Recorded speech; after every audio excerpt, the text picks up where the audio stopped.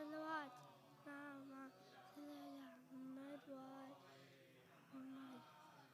أعوذ بالله من الشيطان الرجيم. بسم الله الرحمن الرحيم. الحمد لله رب العالمين الرحمن الرحيم مالك يوم الدين إياك نعبد وإياك نستعين اهدنا الصراط المستقيم صراط الذين أنعمت عليهم غير المغضوب عليهم ولا الضالين. صدق الله العلي العظيم.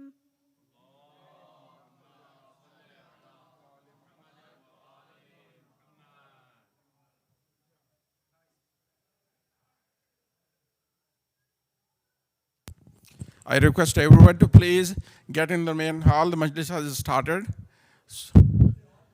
Hadith Qissa is next. Yeah, so Hadar Al Khan, please start with Hadith Qissa.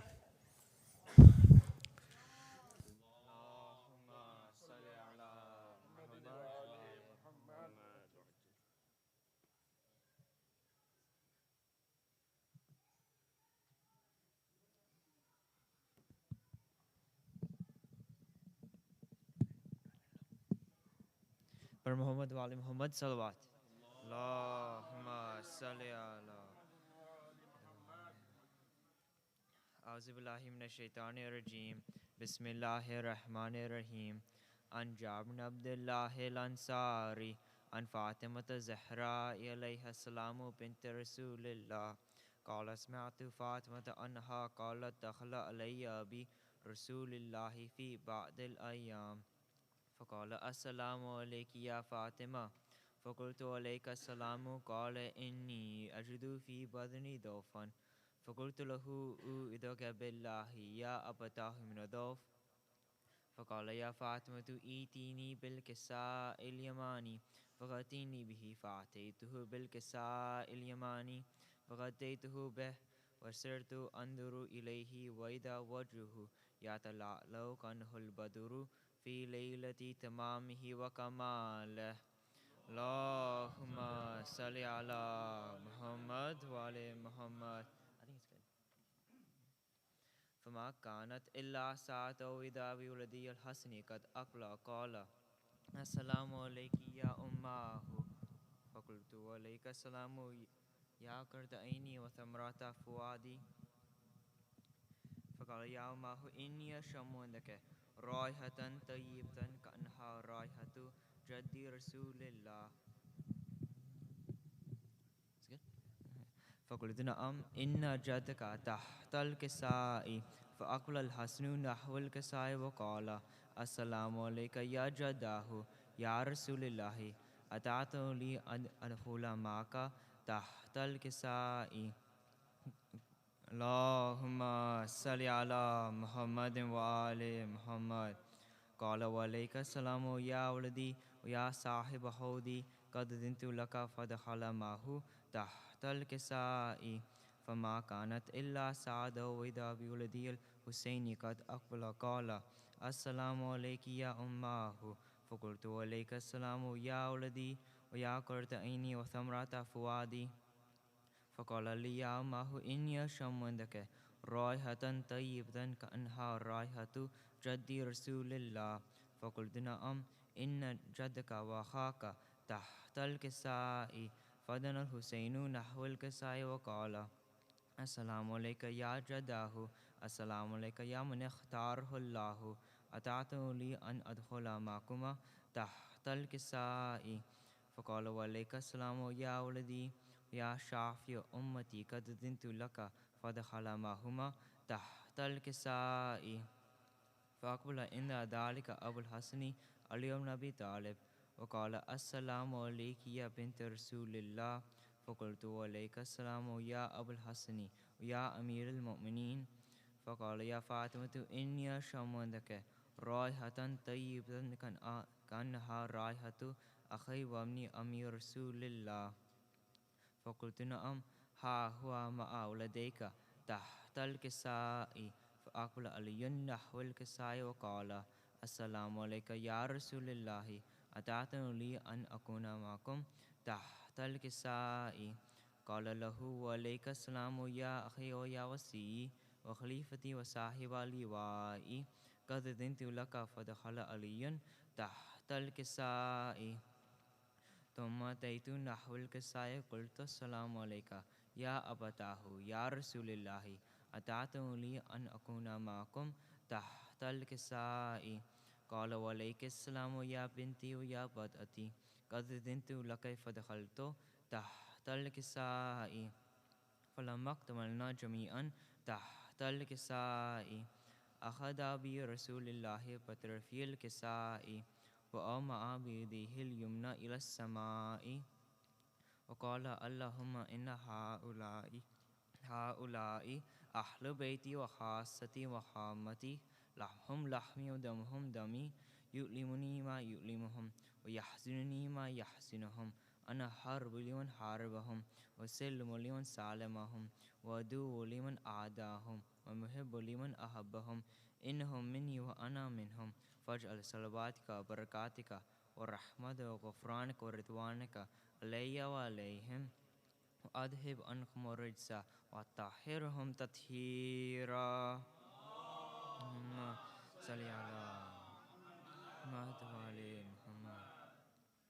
فقال الله عز وجل يا ملائكتي يا سكان السماوات إني ما خلقت السماء منيرة أرض مدحية ولا قمر منيرا ولا شمس مدية ولا فلك يدور ولا بحر يجري فلك يسري إلا في محبتي.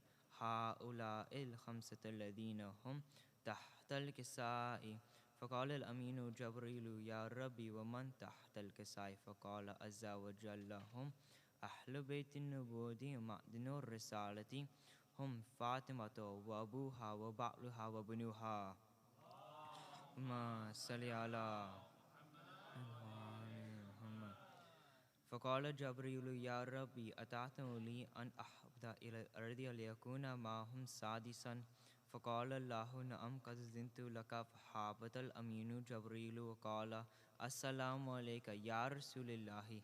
العلي الأعلى يقرئك السلام ويخصك بالتحية والإكرام يقول لك وعزتي وجلالي إني ما خلقت السماء منيرة أرض مدحية ولا قمر منيرا ولا شمس مدية ولا فلك يدور ولا بحر يجري فلك يسري إلا لأجلكم ومحبتكم وقد أذن لي أن أدخل معكم فهل تعتن لي يا رسول الله؟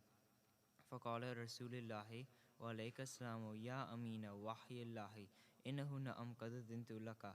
فدخل جبريل معنا تحت الكساء. اللهم صل على. فقال لي أبي إن الله قد أوحي إليكم يقول إنما يريد الله ليذهب عنكم الرجس أهل البيت ويطهركم تطهيرا. محمد. فقال علي لأبي يا رسول الله أخبرني ما لجلوسنا هذا تحت الكساء من الفضل عند الله. فقال النبي صلى الله عليه وآله والذي بعثني بالحق النبي واصطفاني برسالتي نجيا ما دخل خبرنا هذا في محفل من محافل أهل الأرض وفيه جمع من شيعتنا محبين إلا ونزلت عليهم الرحمة وحفت بهم الملائكة واستغفرت لهم إلا أن يتفرقوا. فقال علي عليه السلام إذا ولي فزنا وفاز شيعتنا رب الكعبة. اللهم صل على محمد وعلى محمد. فقال أبي رسول الله صلى الله عليه وآله يا علي الذي بعثني بالحق نبيا واصطفاني برسالتي نجيا ما تؤخر خبرنا هذا في محفل من محافل أهل الأرض وفيه جمع من شيعتنا محبين وفيه مخمون إلا وفرج الله همه لا مغمون إلا وكشف الله غمه ولا طالب حاجة إلا وقضى الله حاجته. فقال علي عليه السلام إذا ولا فزنا وسئدنا وكذلك شيعتنا فازوا وسعدوا في الدنيا والآخرة ورب الكعبة. اللهم صل على محمد وعلى.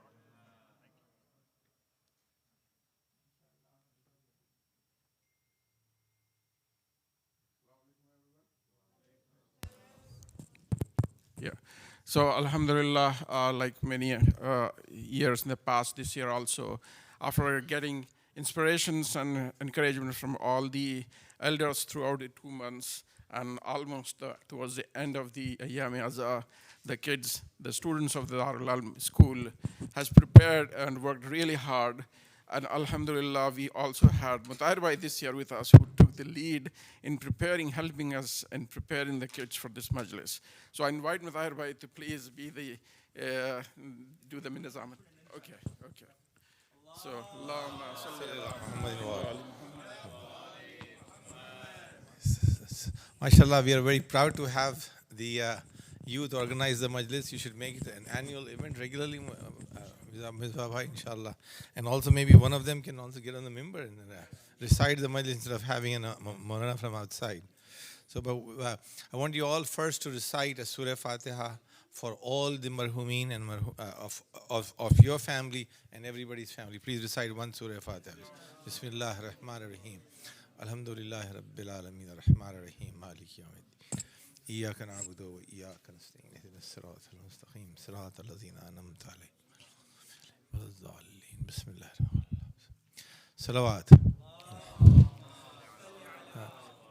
Also, I want you all to please recite 5 times Amma Yujib for the health of our older brother, our father, our guide, our patron, Murad Bhai. Murad Bhai had a fall accident today, and they're going, I think they had surgery done today, I believe, on his hip. So let's please recite 5 times Amma Yujib for him, as well as there are others who are in need of our dua. You know, I don't know how many people to name.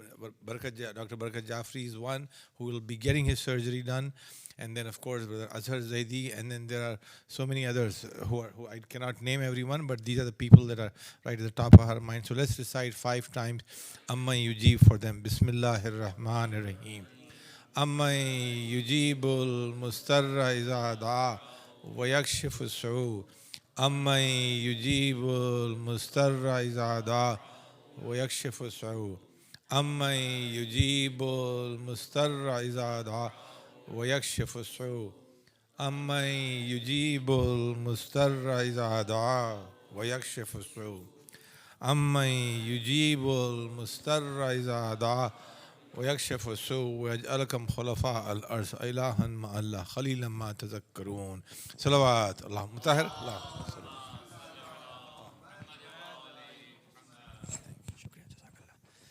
Mawaze buland nare salawat. Allahumma salli ala Muhammad wa ali Muhammad.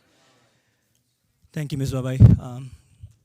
It's my honor to be here today and like to welcome all of you on behalf of Baitul Qayem Saturday School.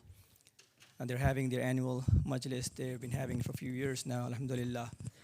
And I would like to request all the adults outside, if they're standing, please come inside so we can start the program. I had the pleasure of working with these kids for the last few weeks. They are preparing, alhamdulillah, so much talent in our community and such a blessing that these kids are involved in Azai Imam Hussain. So we liked all our adults to please participate in this program and encourage them as much as you can, because this is really amazing, the talent they have. I was really amazed to see how well they were doing. Inshallah, you will see that tonight. So with that in mind, we'll start the program. Everything, inshallah, will be done by our youth, and except the member will be Sahib Maulana Bilal, inshallah. So I'd like to request Haider Zaidi to please come, and he will start with the source. Salawat.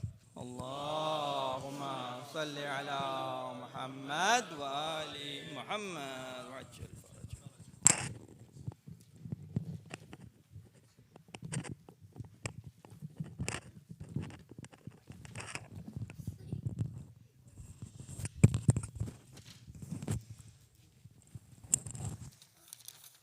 आवाज़ बुलंद नारे सलावत अल्लाहुम्मा सल्ली अला मुहम्मद व आले मुहम्मद सलावत अल्लाहुम्मा सल्ली अला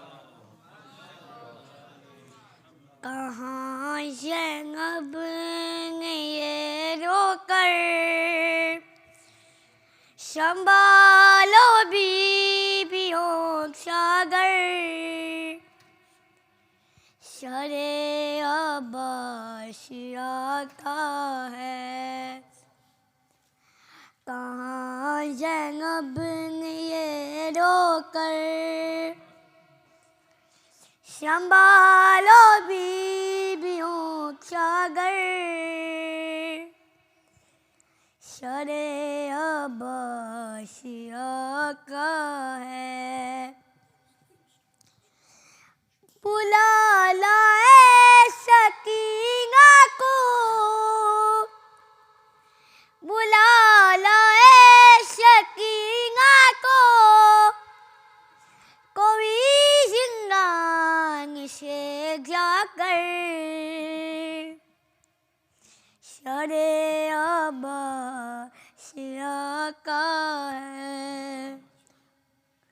کہاں زینب نے یہ رو کر سنبھالو بیویوں کا گھر. شرع عباسیہ کا ہے. یہ غیرت کا خدا ہے جس یہ غیرت کا آشا کا کلا سر گئے سے جو سر گرا کا نہیں ہے پاس گرک ساگر.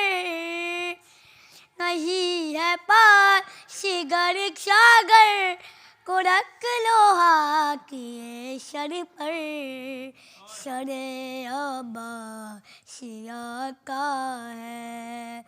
کہاں زینب نے یہ رو کر سنبھالو بیویوں کا گھر. شرع عباسیہ کا ہے.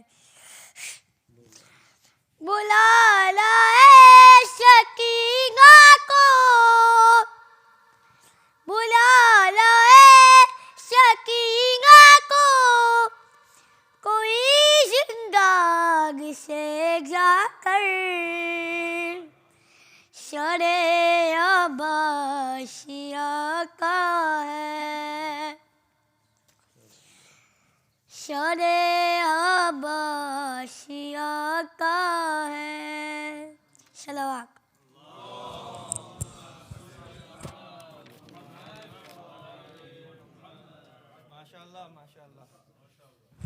Heather, that was excellent. So as you can see, the talent we have, alhamdulillah, in this community is just amazing. Inshallah, they'll be keep working. ان کی توفیقات کے اضافے کے لیے بلندتر صلوات. اللہم صلی علی محمد و آل محمد. Now, before I request our second Rehan Kazmi for Sawt and Salam, just quick announcement. This is the first year we're having a poster competition as well for our youth. They were requested to make a poster on Karbala, event of Karbala, anything. And they have done a wonderful job, and they've been placed back there in the partition. The ladies can also see from the back as well. And inshallah, we'll have 3 judges who will go and take a look at them, and they will get prizes next week, inshallah, with our Eid Zahra program, inshallah. So with that, I'd like to request Rehan Kazmi to please come and start salam. Salawat. Allahumma salli ala Muhammad wa ali Muhammad wa ajil faraj.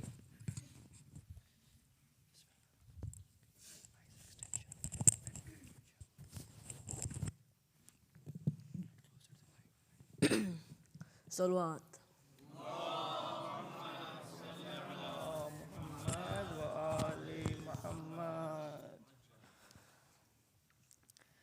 ملی رہائی تو عابد یہ کام کر کے چلے، سب آنسو قبر سکینہ کی نام کر کے چلے. ملی رہائی تو عابد یہ کام کر کے چلے، سب آنسو قبر سکینہ کے نام کر کے چلے. یہ اہل شام سے بولے اگر نہ ہو زحمت، دیا جلا دیا کرنا اگر ملے فرصت، بہن کے واسطے یہ اہتمام کر کے چلے، سب آنسو قبر سکینہ کے نام کر کے چلے، ملی رہائی تو عابد یہ کام کر کے چلے، سب آنسو قبر سکینہ کے نام کر کے چلے، دعا جو کرتی تھی رو رو کی وہ بھی دن آئے، وہ جس کی دل میں یہ ارمان تھا وطن جائے، اسے حوالہ زندان شام کر کے چلے، سب آنسو قبر سکینہ کے نام کر کے چلے، ملی رہائی تو عابد یہ کام کر کے چلے، سب آنسو قبر سکینہ کے نام کر کے چلے،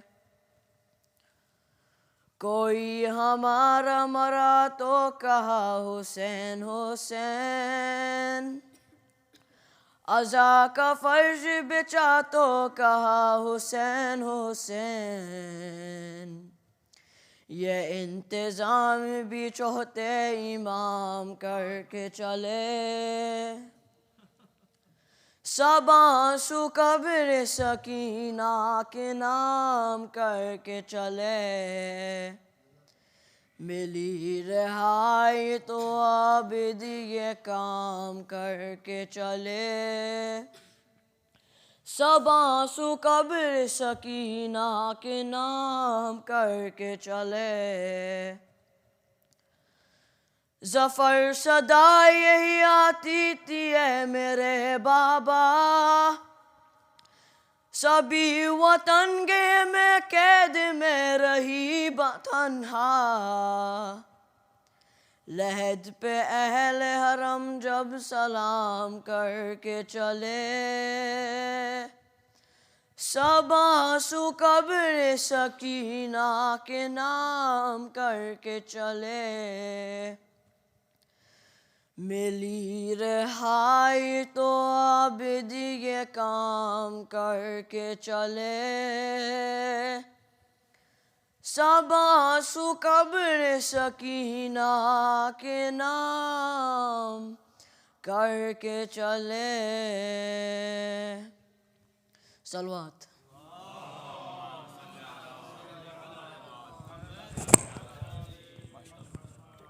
Very good, mashallah. Excellent job. Rehan, that was, mashallah, very nice. Now I'd like to request Brother Murtaza and his friends to please come and start the Marsiya. Salawat. Allah.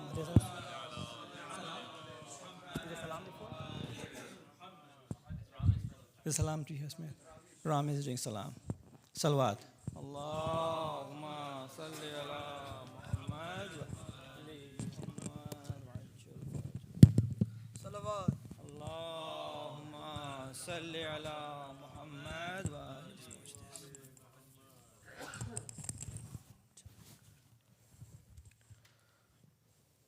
آواز بلند نعرے صلوات اللہ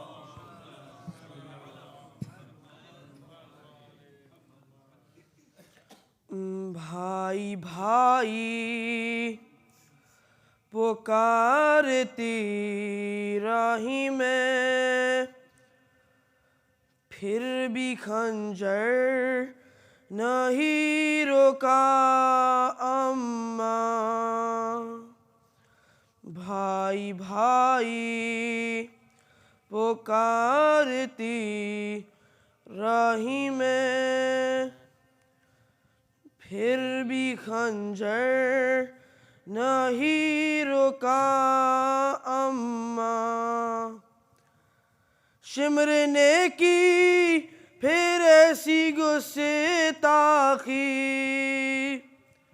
مجھ سے دیکھا نہیں گیا اماں بھائی بھائی پکارتی رہی میں پھر بھی خنجر نہیں رکا اماں تم جو زلفیں سوار کرتی تھی انہی زلفوں میں ہاتھ تھا اس کا جہاں بوسے دیے تھے نانا نے اسی گردن سے خون ٹپکتا تھا سر شبیر یوں اٹھائے ہوئے ہر شمر خیمے تک آ گیا اماں بھائی بھائی پکارتی رہی میں پھر بھی خنجر نہیں رکا اماں دیکھے کرے مجھے کو بین کرتے ہوئے شمر ہر بار مسکراتا رہا میری نظروں کے سامنے ظالم وارکن کرب چوری چلاتا رہا ہے تیرا ضربے تھی کند خنجر تھا اور شبیر کا گلا اماں بھائی بھائی پکارتی رہی میں پھر بھی خنجر نہیں رکا اماں تیگ جس دم کوئی چلی اس پر ہائے ابا سے کہہ کے رویا تھا تھیرے پیشانی پہ لگا جس دام ہائے اصغر زبان پہ آیا تھا ہائے اکبر پکار بھیا نے جب بھی نیزہ کوئی لگا اماں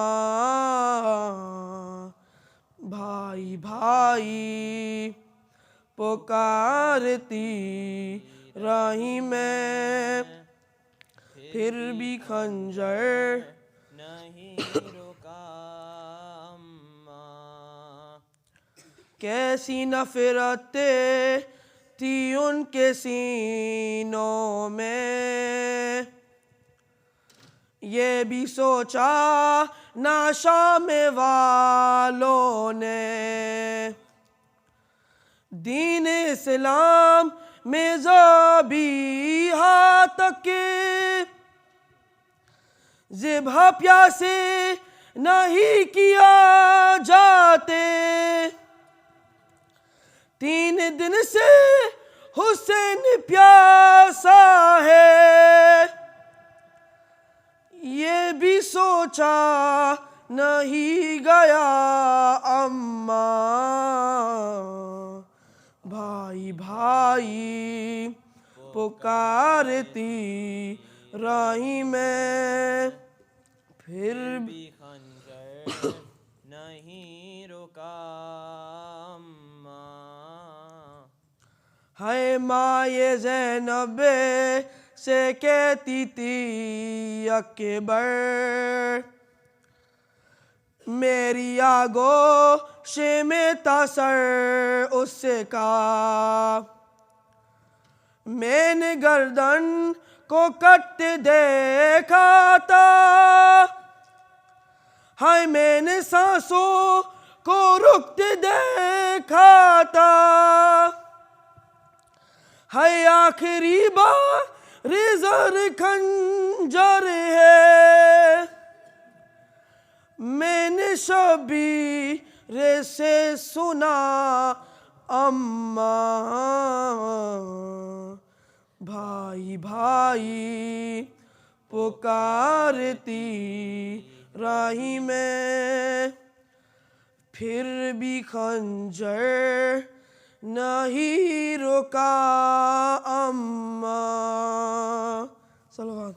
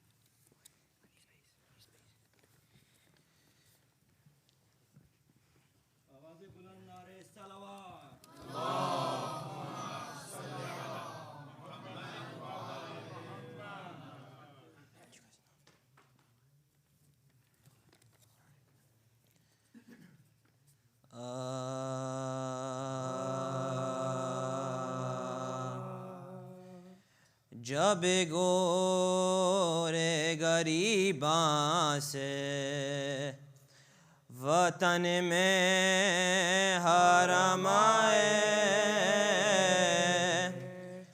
جب گورے غریباں سے وطن میں حرم آئے، سر پیٹتے سجاد بزیر عالم کہتے تھے نا کہ برنا امام امم، 18 بنی فاطمہ کو کھو کے ہم آئے، 18 بنی فاطمہ کو کھو کے ہم آئے، آواز بطول آئی کہ تاریخ جہاں ہے، زینب میرا یوسف میرا شبیر کہاں ہے، زینب میرا یوسف میرا شبیر کہاں ہے، زینب میرے بچے کو کہاں چھوڑ کے آئی، زینب میرے پردیسی کو یثرب میں نہ لائی، زینب میرے مظلوم سے کی تو نے جدائی، زینب تو لٹائی بزرگوں کی کمائی، زینب تو لٹائی بزرگوں کی کمائی، نکلی تھی تو سب کنبے کی اولاد کو لے کر، آئی ہے فقط عابد ناشاد کو لے کر، آئی ہے فقط عابد ناشاد جو لے کر، کیوں لائے وطن میں مجھے کیا کام وطن سے، بچھری ہے بہن بھائی سے اور بھائی بہن سے، ہائے ہائے میں اٹھی کیوں لہاد شائے زمن سے، بہتر تھا وہ ویرانہ مدینے کی چمن سے، بہتر تھا وہ ویرانہ مدینے کی چمن سے، سب تانے مجھے دیں گے ہائے ہائے کے در، بھائی کا تو گھر لٹ گیا پھر کس کے گھر آئے، بھائی کا تو گھر لٹ گیا اب کس کے گھر آئے، زنجیر در فاطمہ سغرا کو ہلا کر ایک لڑکی نے جلدی سے یہ آواز دلا کر، لے بی بی پہ در آیا تیرا شکر خدا کر، مل آئی ہوں کبراؤ سکینہ سے میں جا کر، مل آئی ہوں کبراؤ سکینہ سے میں جا کر، مرضی تیری اماں کی اگر پاتی ہوں بی تو گود میں اصغر کو اٹھا لاتی ہوں بی تو گود میں اصغر کو اٹھا لاتی ہوں بی آواز دی سغرا نے تیرے منہ کے میواری، اور مادر عباس کو خوش ہو کے پکاری، سحنک کرو زہرا کی مراد آئی ہماری، ہستی ہوئی در پر گئی شبیر کی پیاری، ہستی ہوئی در پر گئی شبیر کی پیاری، کیا دیکھتے ہیں چاروں طرف عید بپا، پر شہر کے دروازے پہ رونے کی صدا ہے، پر شہر کے دروازے پہ رونے کی صدا ہے، تھراتے ہوئے ہاتھوں سے پھر پردہ اٹھایا، سر پیٹ کے منہ خاک برا سب کو دکھایا، چلائی کہ تم سب سے منہ میں نے چھپایا، رویت تھی میری جس سے وہ بھائی رویت تھی میری جس سے وہ بھائی نہ آیا، سر پر میرے دامان حسین اب نہیں لوگو، وہ اور ہی زینب تھی میں زینب نہیں لوگو، وہ اور ہی زینب تھی میں زینب نہیں لوگو، ناگاہ نظر جا پڑی غیوار کے اوپر، جھولے پہ گری اور وہ چلائی یہ رو کر، بھیا علی اصغر علی اصغر علی اصغر، بانوں نے کہا سوتے ہیں وہ قبر کے اندر،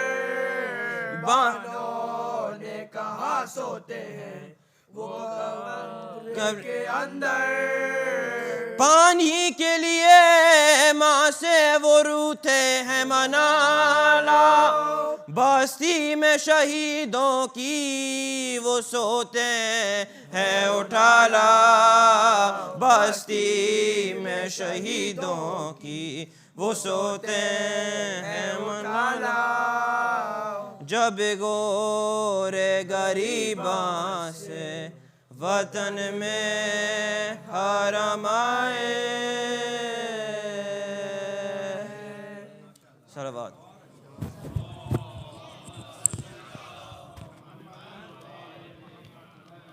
MashaAllah, MashaAllah, kids, excellent job. So as you can see, these kids are so amazing how much talent they have. I mean, this Marsiya Khani is not an easy task, and they're doing such a wonderful job. I just want to say one more thing. I really wish we had more adults here tonight because they have to be part of this because otherwise these kids cannot, we need to do this. Otherwise our future is gone. So we have to have, if for future, maybe we should do another majlis next year, 2 majlises for the kids. Because then we need to tell the adults to please be here to be part of it because if we're not going to encourage them, it's not going to happen. So please let next year, inshallah, we'll have better turnout for the adults, inshallah. Loud salawat, please. Allahumma salli ala Muhammad wa ali Muhammad. Now I'd like to request, we'll start with the speeches now. First, boys, I'd like to request Akbar, Zain, Ziyan, and Muazzam to please come and give the speeches, inshallah. Salawat. Allahumma salli ala.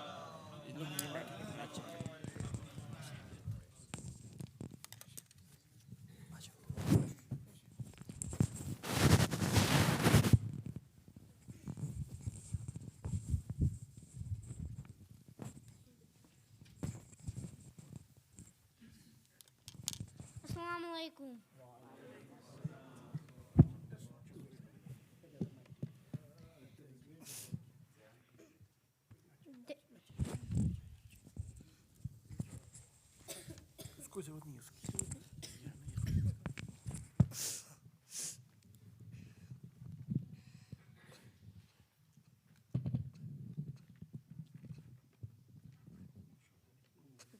Assalamu alaikum. Assalamu rahmatullah. There's a well-known saying that every land is Karbala and every day is Ashura.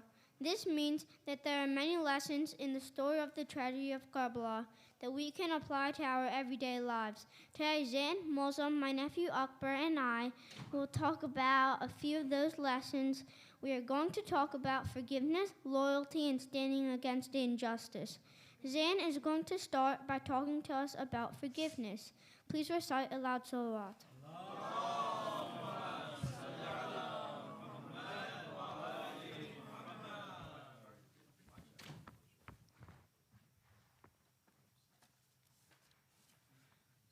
Forgiveness. Forgiveness is something that we all deal with in our lives. Some of us have been wronged and are asked to forgive. Some of us may have made mistakes in our life and seek forgiveness from others. Sadly, there are also people among us who have done things they think are so bad that they are embarrassed and afraid that they can't be forgiven. One of those people was Hur ibn Yazid Riyahi. Can you imagine being directly responsible for the thirst of Imam Hussein's children? Hur was commander in Yazid's army, and he was the person who first blocked the water access to Imam Hussein and his followers. Can you imagine the guilt that Hur felt when he heard thirsty children crying for water? Could any of us do anything so horrible in our lives? How could anyone forgive such a horrible act? Imam Hussein taught us what matters is not how bad the action was, but the sincerity of the apology. Hur came to Imam Hussein on the morning of Ashura with an open heart and a sincere apology. Imam Hussein welcomed him and forgave him. Hur fought bravely on the side of Imam Hussein and gave his life for Islam. He is remembered as a hero, and his story is the ultimate story of forgiveness and redemption. Muazzam is now going to talk to us about our next lesson, loyalty. Please recite aloud salawat.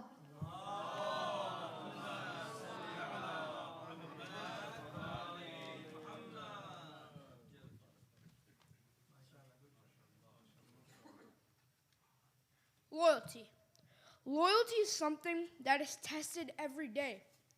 Are we loyal to our friends by sticking by them when they are in trouble? Are we loyal to our parents by listening to what they ask us to do even when they are not around?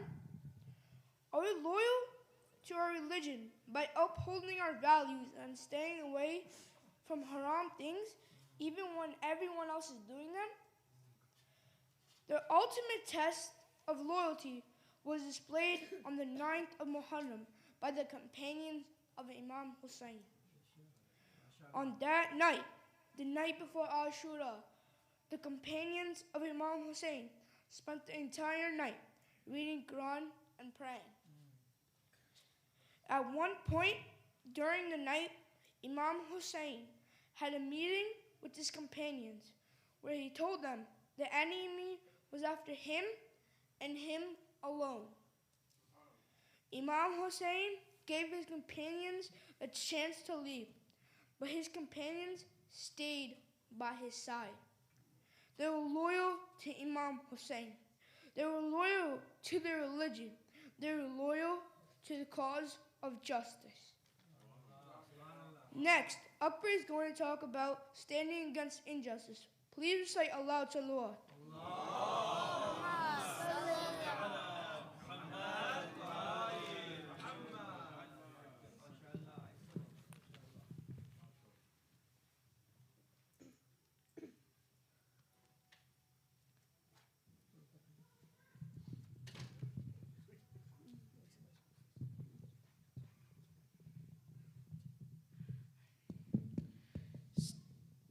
Standing against injustice.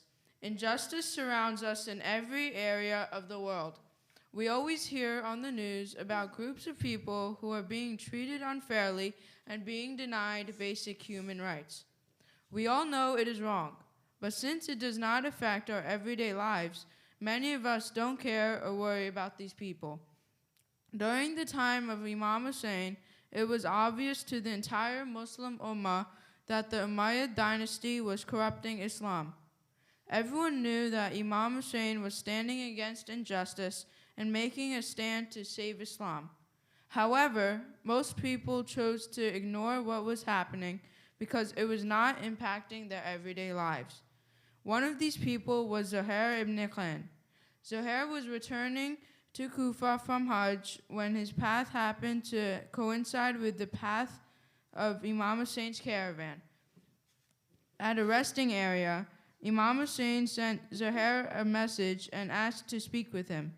Zuhair was aware of the injustice in the world and what Imam Hussein was planning to do. However, Zuhair was reluctant to meet with Imam Hussein. After getting encouragement from his wife, Zuhair met with Imam Hussein and decided to join the cause. Zuhair fought bravely at Karbala and is remembered today as one of the individuals who took a stand against injustice. Today, when we see injustice around us, we have to ask ourselves, how would we react if Imam Hussein was in front of us? Are we expected to stay silent or follow the example of Zuhair or her or the other 72 companions of Imam Hussein who refused to leave him on the night before Ashura? These people answered the call and stood up against injustice. As a follower and lover of Imam Hussein, let's all pray that Allah gives us the strength to do the same. Please recite a loud salawat as I ask Zayan to come conclude our speech.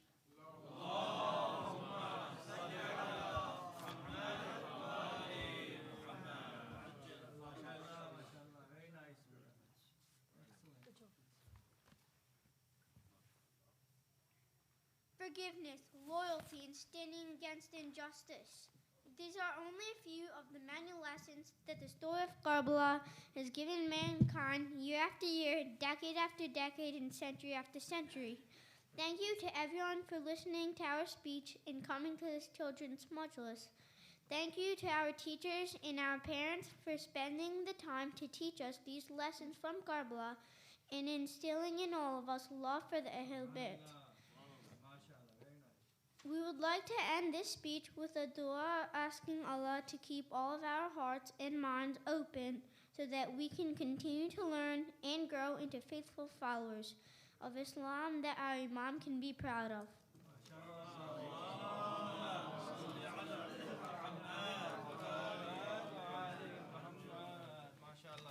Excellent job, all of you. Just amazing, just amazing. Now, inshallah, our sisters will be giving speeches, so we'll turn off this mic and they can turn on their mic. And Sister Zehra Zaidi will be the first speaker, inshallah. We'll be listening here. Salawat.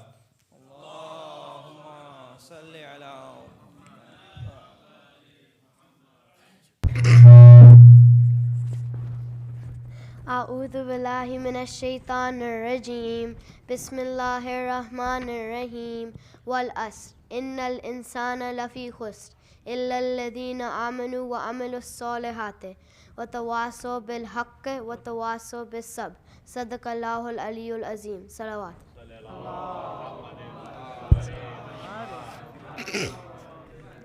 In the name of Allah, the most gracious, the most merciful. By time, indeed mankind is in loss, except for those who have believed and done righteous deeds, and advise each other to truth, and advise each other to patience. Salawat.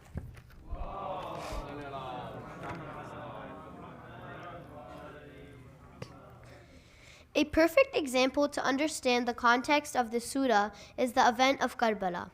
Although it may seem it was Imam Hussein who lost the physical battle, but his stance against the Batil forces made him victorious in both the worlds.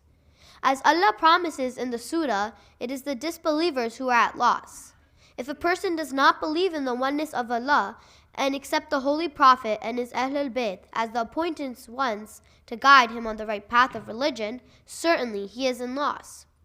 And if he is deprived of the pleasure of Allah, he shall not obtain salvation on account of that rejection, which indeed is the real loss.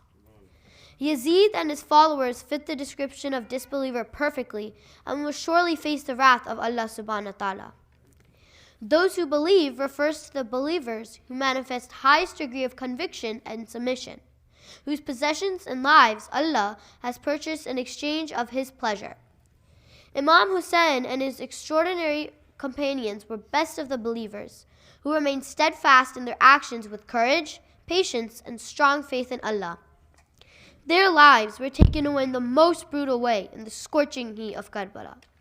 6-month-old Ali Asghar and 4-year-old Bibi Sakina were also not spared from the cruelty of Yazidi forces.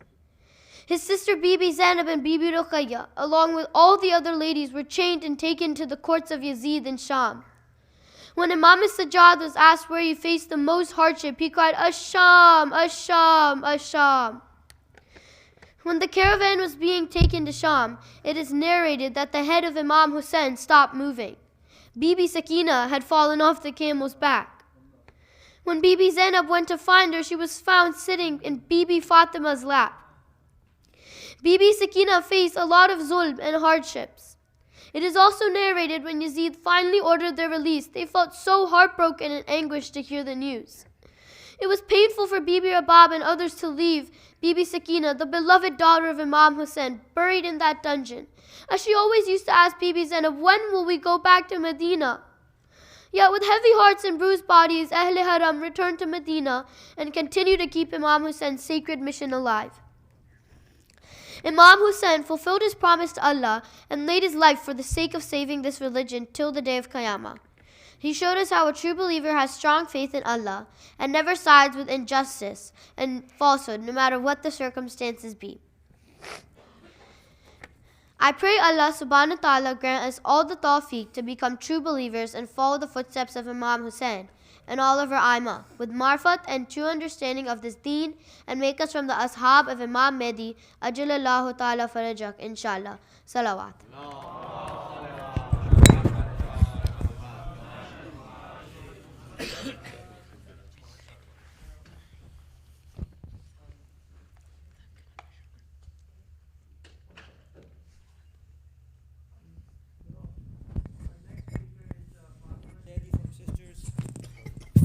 Fatima Zaidi and sisters will have our second speech, inshallah. Salawat.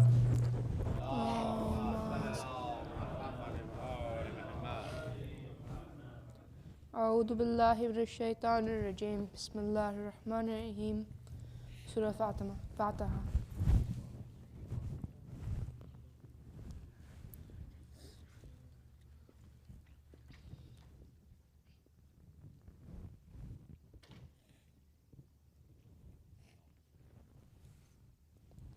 A saying that is often spoken is, patience is a virtue. Patience is a quality that everyone wants, but not everyone has. All of our prophets have shown times where their patience in either humanity or their people is unmatched. one of the prophets who's a prime example of this is Prophet Nuh sallallahu alaihi wasallam.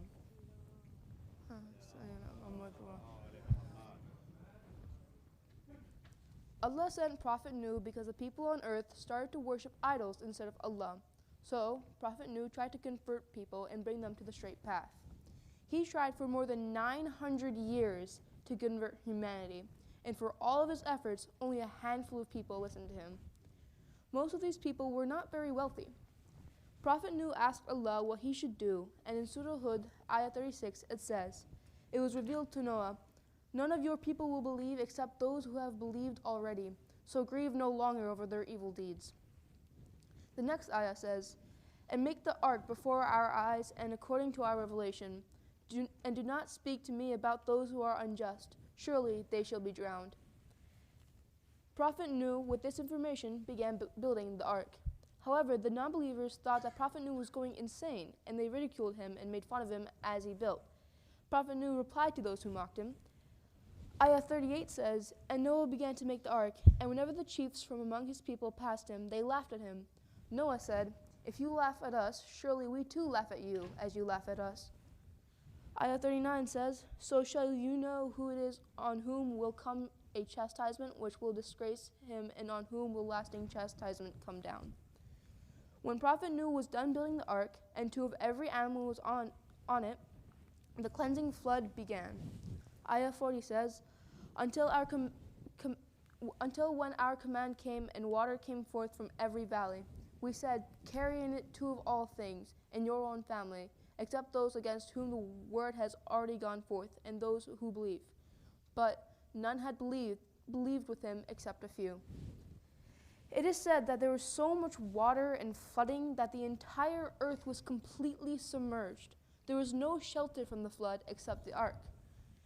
There were not many people who were on the ship besides the family of Prophet Nuh. Some accounts say only about 80 people. Ayah 42 and 43 say, "And it moved on with them, and amid waves like mountains, and Nuh called out to his son, and he was aloof. 'O my son, embark with us, and be not with the unbelievers.' The son said, 'I will betake myself for refuge to a mountain that shall protect me from the water.' Nuh said, 'There is no protector today from Allah's punishment, but he who has mercy.' And a wave intervened between them. So he was of the drowned." Prophet Nuh's son had pretended to have faith in front of Prophet Nuh, but in reality didn't. And along with his son, Prophet Nuh's wife also didn't join him on the ark. The prophet was very sad that his son wouldn't listen to him when he asked him to. The ark then landed on Mount Judi after the water had gone back to the earth. Prophet Nuh was heartbroken that his son died and wept for him because the son was swept away in the water. Ayah 45 and 46 say, "Noah called out to his Lord and said, 'My Lord, my son is indeed from my family. Your promise is indeed true, and you are the fairest of all judges.' Allah said, 'O Nuh, indeed he is not of your family. Indeed he is the personification of unrighteous conduct.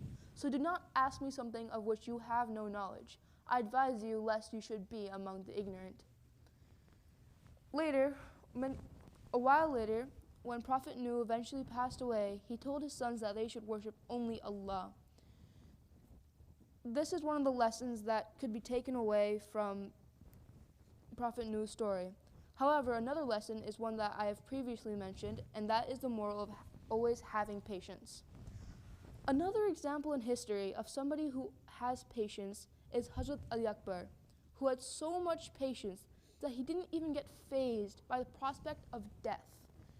When Imam Hussein was going in his caravan, he took a little bit of time to sleep. When he woke up, he said, "Inna lillahi wa inna ilayhi raji'un." Hazrat Ali Akbar asked, "Is everything all right, Baba?"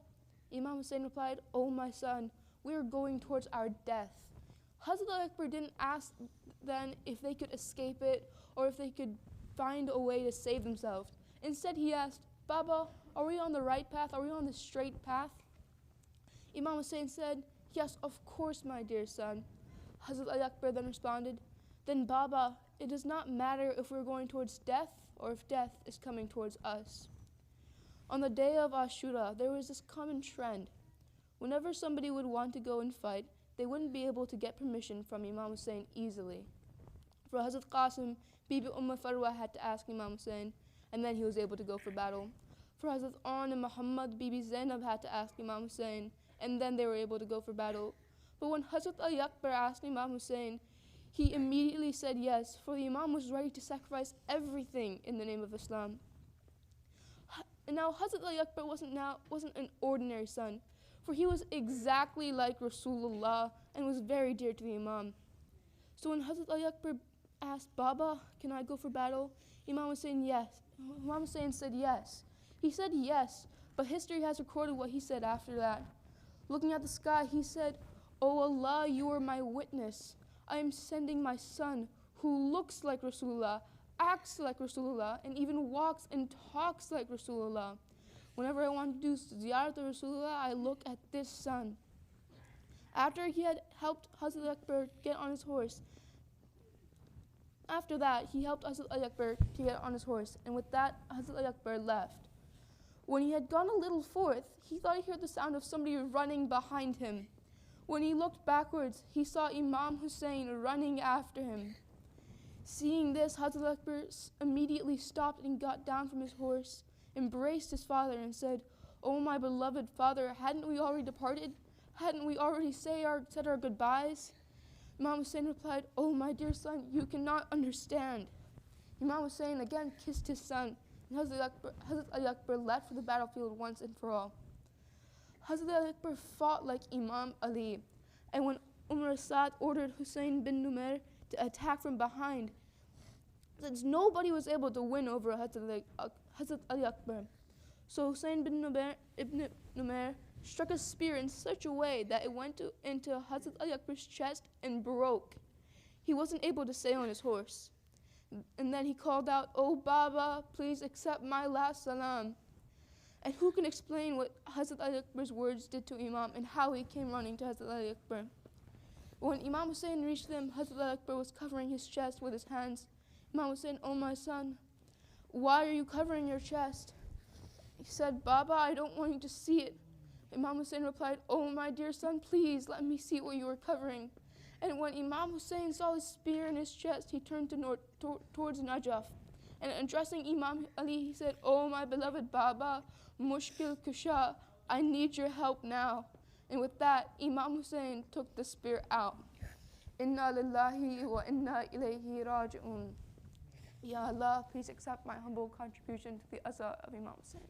Salawat.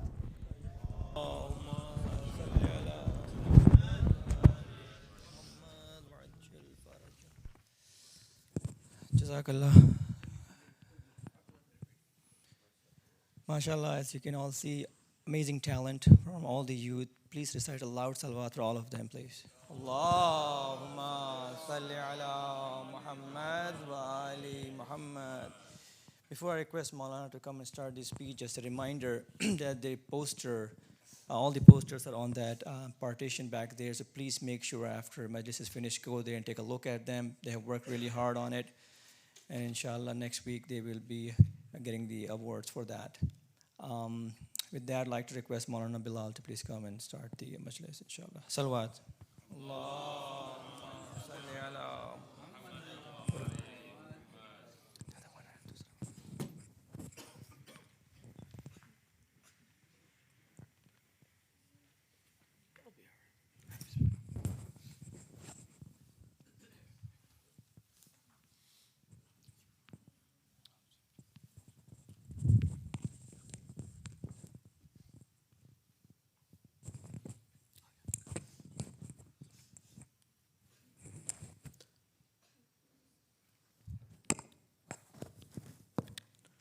سورة الفاتحة.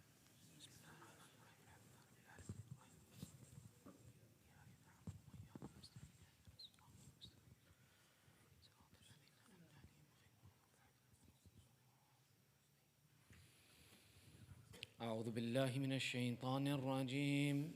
بسم الله الرحمن الرحيم.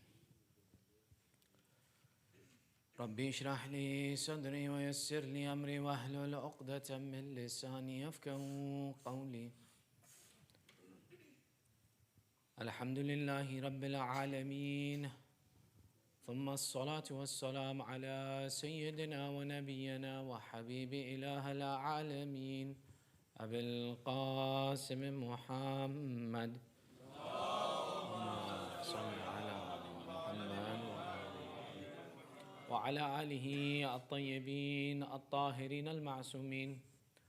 أما بعد فقد قال الله تعالى في كتابه المجيد بسم الله الرحمن الرحيم أحسب الناس أن يتركوا أن يقولوا آمنا وهم لا يفتنون ولقد فتنا الذين من قبلهم وليعلمن الله الذين صدقوا وليعلمن الكاذبين صدق الله العلي العظيم. صلوات.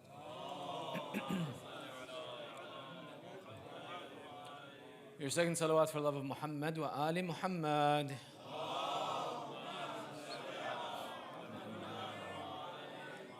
And your loudest to hasten the avenger of Karbala, the master of our time, Sahibul Asr wa Zaman.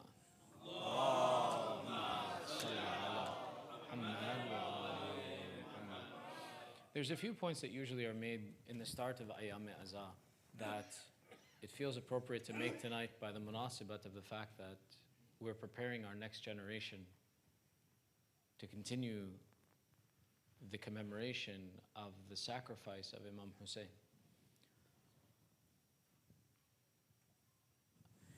There's a story, I'll start with a story first, of one of the great ulama of his time who used to teach Ba'th al-Kharij. And Ba'th al-Kharij is a scientific discussion and a debate on understanding the ability to derive Islamic law and how to understand what is the wajib and the haram of Islam. The Sayyid, who was the teacher, one day he came into his class, and instead of starting his lesson by doing hamd and thana, he began his lesson by reciting the Masa'ib of Imam Hussein. And all of the students, they stopped for a second. They said, what is our teacher doing? He teaches a class that's a science class, and now he's reciting a majlis. The teacher recited for a few minutes, and then he went back and he started his lesson. The student said, maybe something was different today. Okay, good to know. The next day the teacher came in and he did the same thing. He started reciting the Masa'ib of Imam Hussein, and then after that he started his class.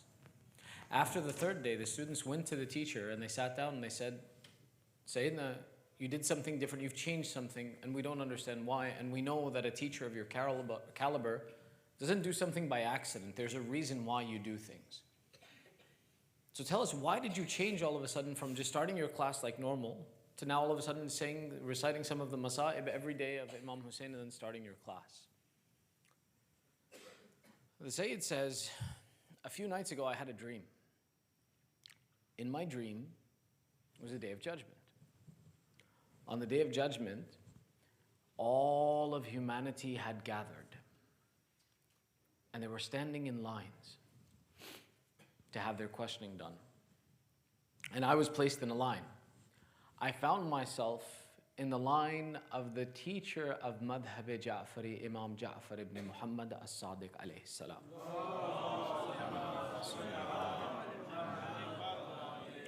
The Sayyid continues, he says, it's a great thing to be there, and I saw myself in the line, and at the front of the line I saw Imam Sadiq, and Imam Sadiq, what he was doing was he was asking and questioning everyone, and after he would question them, he would let them into heaven. I said, what was he questioning? He says, well, see, since Imam Sadiq is the teacher of the fiqh of our school of thought and the teacher of the Islamic law of our school of thought, all of the ulama who were teachers were standing in this line. But before Imam Sadiq would let a teacher into heaven, he would ask him about all of the rulings that he gave and why did he give those rulings.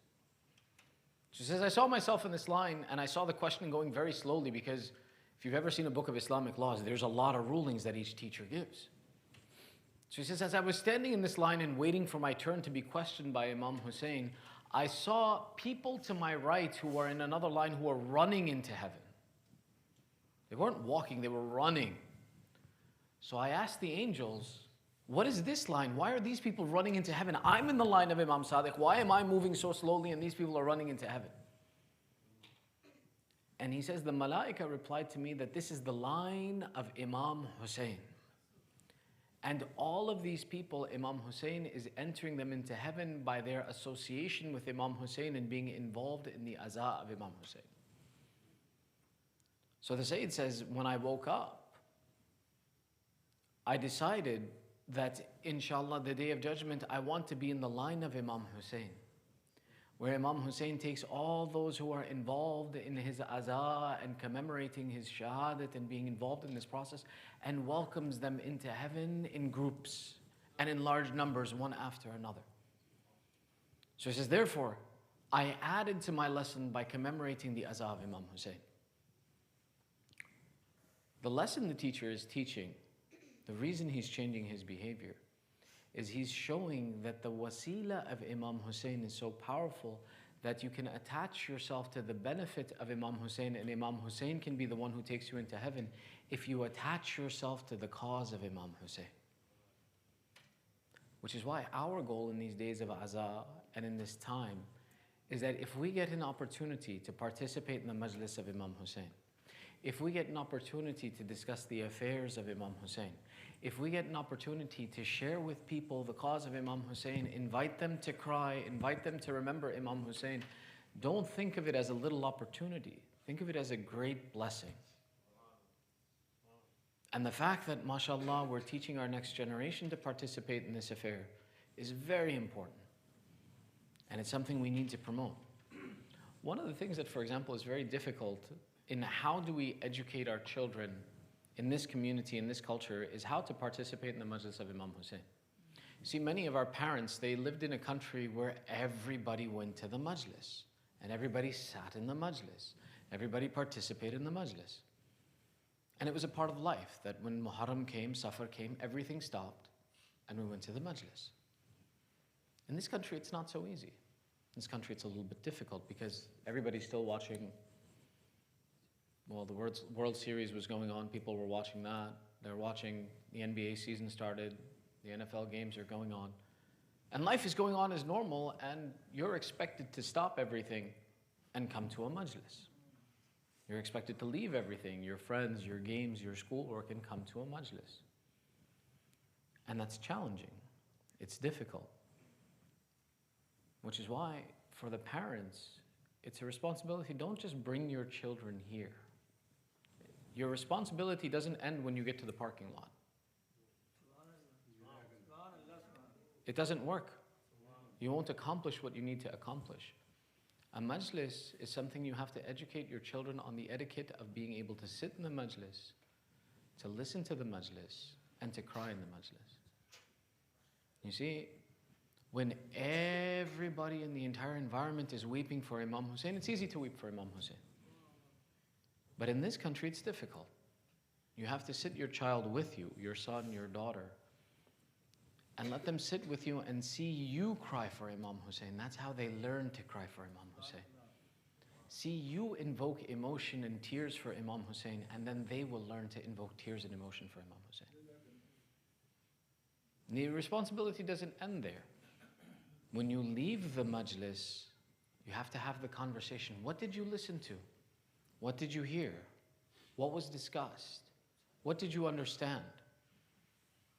And this is a responsibility that we put on our children, that we're paying attention to them, we're aware of them. It didn't end that, okay, I brought my child to the majlis and okay, fine, there you go, my responsibility is done. No, now I want to make sure that he knows there's accountability, or she knows there's accountability. It's not sufficient you came here and played with your friends. Let me know what you heard. Let me hear what you heard. Talk to me about what you understood. Is there a misconception you had? Was there something new that you learned? What was this experience? So that the child knows that someone's paying attention to me, that someone is making me accountable for the event that I came to and I listened to. As well as it gives us an opportunity to communicate with our children, to know what's in their minds, to know what's in their hearts. We have to promote that culture. We have to establish that culture. And it doesn't mean that just a father and a son have to have this experience, or a mother and a daughter. Us as adults, we need to talk to our children. We need to have conversations with children in our communities. You don't have to only ask your son. Ask any child. Have a conversation. Have a discussion with them about what they experienced, what they went through, what did they understand, what was something new that they learned, or did they hear this story, or did they hear this experience? It's not just the responsibility of the person who sits on the mimbar to do the education of Islam. It's on all of us to take part in the education of Islam and to discuss with children. And the biggest thing that we have to do is, if we want our children to be different in society, then we have to raise them different than the way society raises children. If children are not spoken to in society, we have to speak to our children. We have to have conversations. Sometimes we want, for example, Maulana, बच्चों को डांट दिया करें, आप उनको समझा दें कि वो आके बैठ जाए. Right? You want me to yell at the kids and tell them to come and sit? Then fine, they'll be afraid of me. They won't talk to me. Is that what you want? That they see Maulana coming and, oh, go in the other direction, otherwise he'll make us sit in the majlis. No, that's not going to fix the problem. The culture is something that has to be taught. You can't leave your children open and exposed that they'll adopt the culture on their own. In a Muslim country, in a Shia community where the whole town changes, yes, they'll pick up the culture of the majlis from the entire town. All of their friends are involved, their families are involved, they're hosting majlises, there's programs every night, everywhere you go is black, everywhere you go is huzn for the months of Muharram and Safar. It doesn't exist like that here. It has to be something we're more active in with our children, with our community, with all of our children. So alhamdulillah, this is a great endeavor, and it establishes that our children will be attached to the aza of Imam Hussein. And which is why this is usually a conversation you have in the beginning of Muharram. So that for the entire Muharram Safar period, the parents, they get a refresher in this, that okay, we need to pay attention to the kids in the center, we need to talk to them, we need to go through all these experiences. And then they start this process for the next 2 months, and it's a kit. But the fact that we're having this majlis now makes it important, at least, that we discuss it now when we discuss the affairs pertaining to the idea that this majlis is something that requires an education to love and appreciate. And we have to train our children to appreciate this majlis, and we do that by involving them with us. We remember as children how our parents sat in a majlis. Maybe the first time we saw our father cry was in the majlis of Imam Hussein, doing the azah of Imam Hussein. And that taught us it was okay to sit in a majlis and cry. The child needs that experience. They need to know that it's okay. They need to know how to do that action. And these are things that a third person teaching my son, or should I teach my son? I should teach my children. I should teach my family. I should teach every child I get the opportunity to how to love Imam Hussein. Hi. Very briefly, a short discussion today. Sallu ala Muhammad wa ali Muhammad.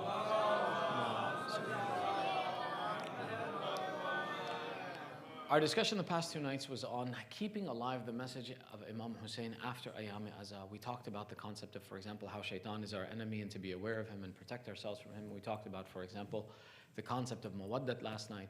Tonight, very briefly, is the conversation of perspective in life. As I mentioned, we have to teach our children perspective and concepts of awareness and how to live life and what their expectation from life is. Our society teaches children that life is meant to be good. That life, the goal of life is to get to a point in time where you have no worries, no problems, everything is fantastic, and you're having a good time. Success in life, according to the society we live in, not according to me, is that I have no worries. I have no problems. I have enough money to take care of my expenses. I go on vacation. I pay my bills. I have a nice house. And life is good. Islam doesn't necessarily share this experience. When we come here, when we commemorate, for example, the personality of Imam Hussein, no one here disagrees that Imam Hussein was the best of Allah's creation in his time. He was the grandson of the best of creation in the entire world, in the entire history of humanity.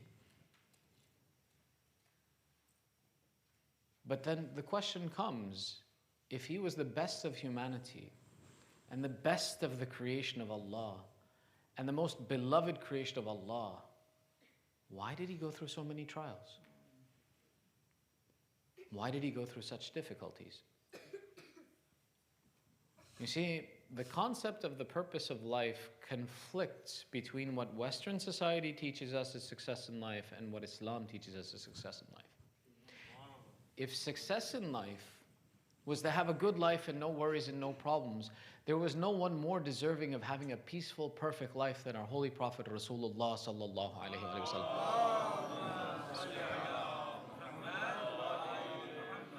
But you take a look, and our holy Prophet himself says there was no man in humanity, no personality in the history of the world who suffered more than I suffered in this world. Conflict between the ideology of what Islam says and what we see as the example of the most perfect examples in Islam and what society tells us.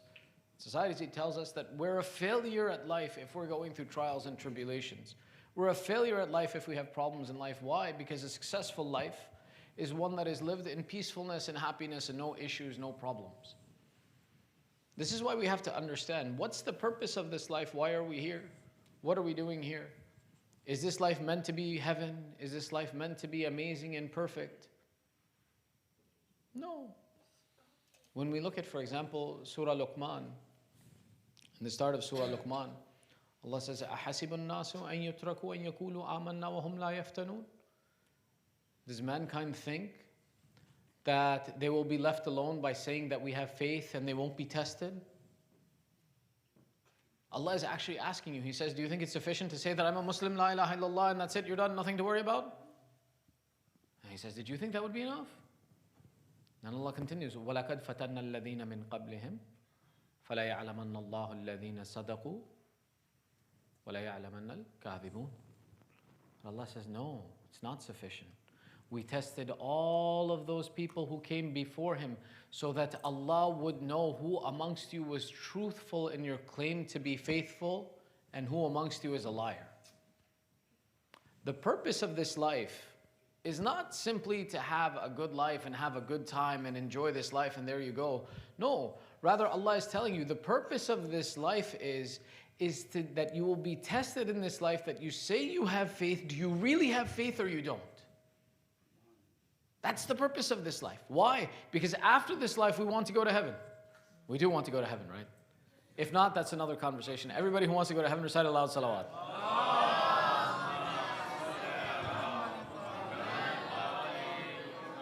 So Allah is telling you the purpose of this life is not that this is your heaven. This isn't your heaven. The purpose of this life is that if you're saying, I have faith, I believe in Allah, I want to go to heaven, I want to be rewarded by Allah, then you have to prove that you have faith in Allah. You have to live through trials and tribulations and difficulties because that's how Allah tests, are you telling the truth or not? Do you really have faith or not? Which is why when Allah set the example of what this life is like and how this life is a trial and a tribulation, He took the most beloved people that He loved, the best of all of His creation, and He put them through trials and tribulations to show you how you should be behaving when the trials and tribulations befall you in life. Which is why Allah tells you, not only does He tell you, did you think you would say you have faith and you wouldn't be tested? He says, you're going to be tested. And then separately He tells you, وَلَنَبْلُوَنَّكُمْ بِشَيْءٍ مِّنَ الْخَوْفِ وَجُوعٍ وَنَقْصٍ مِّنَ الْأَمْوَالِ وَأَنفُسِ وَالثَّمَرَاتِ فَبَشِّرِ الصَّابِرِينَ الَّذِينَ إِذَا أَصَابَتْهُمْ مُصِيبَةٌ فَقَالُوا إِنَّا لِلَّهِ وَإِنَّا إِلَيْهِ رَاجِعُونَ. One point Allah is telling you, that the purpose of this existence is, don't just say you have faith, you're going to be tested. And understand something, that our philosophy of life here is that this is our testing ground, this is our place of sacrifice, this is our place of facing difficulties so that we can be rewarded with heaven. So that we can be in a place where there are no problems and no difficulties. That's why Allah says, not only am I going to test you, I'll even tell you what I'm going to test you with. وَلَنَبْلُوَنَّكُمْ. And we will test you. بِشَيْءٍ مِّنَ الْخَوْفِ. With something of fear. وَنَقْصٍ مِّنَ الْأَمْوَالِ وَأَنفُسِ وَثَمَرَاتِ. That Allah is telling you that I will test you with something of fear, something of insecurity. What is it? وَلَنَبْلُوَنَّكُمْ بِشَيْءٍ مِّنَ الْخَوْفِ وَجُوعٍ. hunger, khawf, fear, hunger, loss of wealth, loss of yourselves, and loss of your children. Let's tell you that these are all things that I reserve the right to test you with, to see, are you truthfully someone who keeps faith in Allah? Do you really believe in the religion of Islam or not? So, 3 points we'll mention here. First, where do these tests come from? 2, what do we do with these tests? How do we pass these tests? And how do we learn from the example of Ahlul Bayt? When we take a look at these tests, we look at the categories that Allah has said. He gave us 5 categories. He says fear. For example, that you are fearful for your lives, you are fearful for safety, you are fearful for security, you don't have these things. Hunger, that you don't have sufficiency within your means, that you don't have enough food for yourself, you don't have enough resources for yourself. Loss of wealth. At times we have enough. At times we have lots. And then it disappears. Allah takes it away. At times we have, for example, where we didn't do anything wrong, we're living a healthy life, we're doing good things, and all of a sudden we get sick. An illness befalls us. And at other times it's not us who get sick, but our family, our loved ones, and they get separated from us. Allah says these are all categories I can test you with. So the question is, how does this test happen? There are 2 ways that we get these tests. One of the ways that we get these tests is a consequence of our own actions. Sometimes we make a decision in life, and based upon that decision, we bring a test upon ourselves. For example, I make the decision on the day before my test, I'm going to stay up all night and I'm going to play video games. And the next day my test comes, and I'm like, oh Allah help me, Ya Allah save me. Nadi aliyan madhar al-ajaib. Every dua I can think of, Imam Zaman help me, so and so help me, so and so. Who can help me in this time?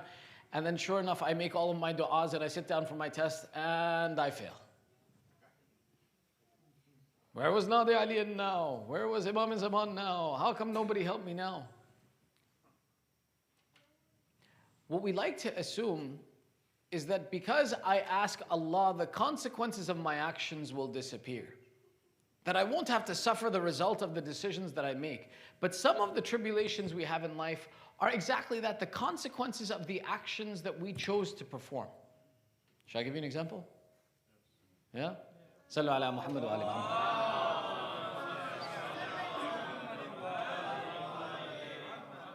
Muhammad. Nabi Adam alayhi salam, our grandfather. He was in heaven. Fantastic.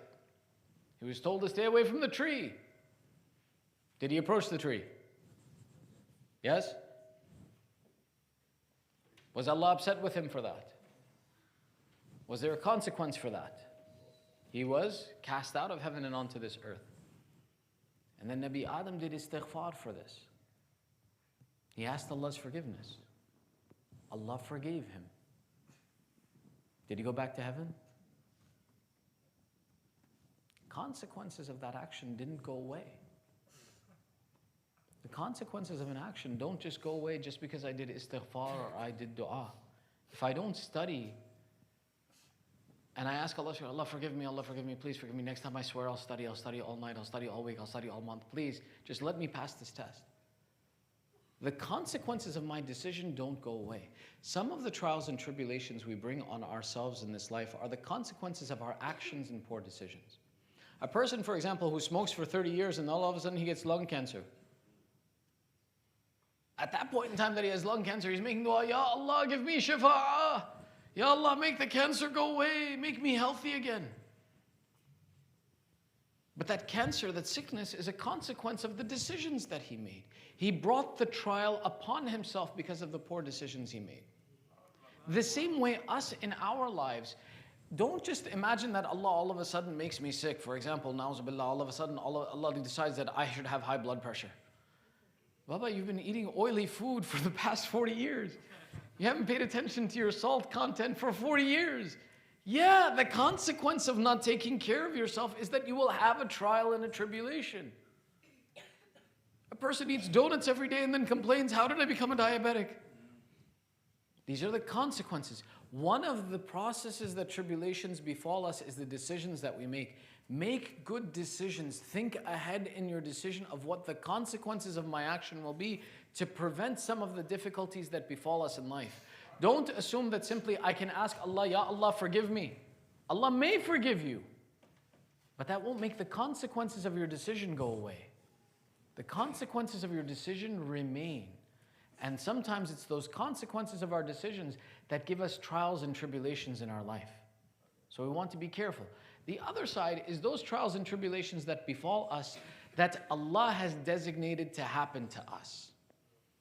That we did everything right. We did everything good. We did everything we were supposed to. We went to work every day. We went to school every day. We ate healthy. We did exercise. We did everything we were supposed to. And all of a sudden a tsunami came and washed away my house.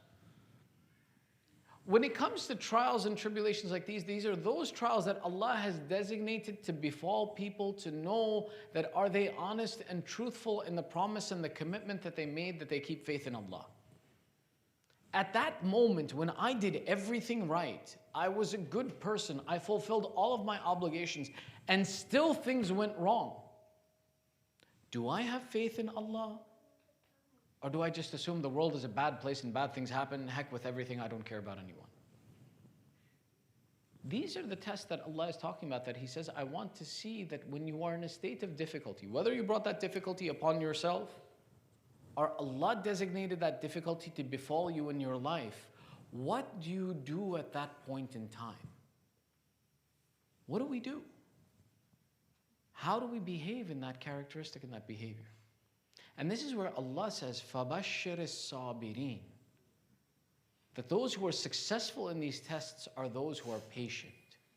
Our goal is that, fine, if I keep faith in Imam Hussein, I came to these majlises for 2 months, I attended every majlis every weekend, did everything I was supposed to, I'm a good person.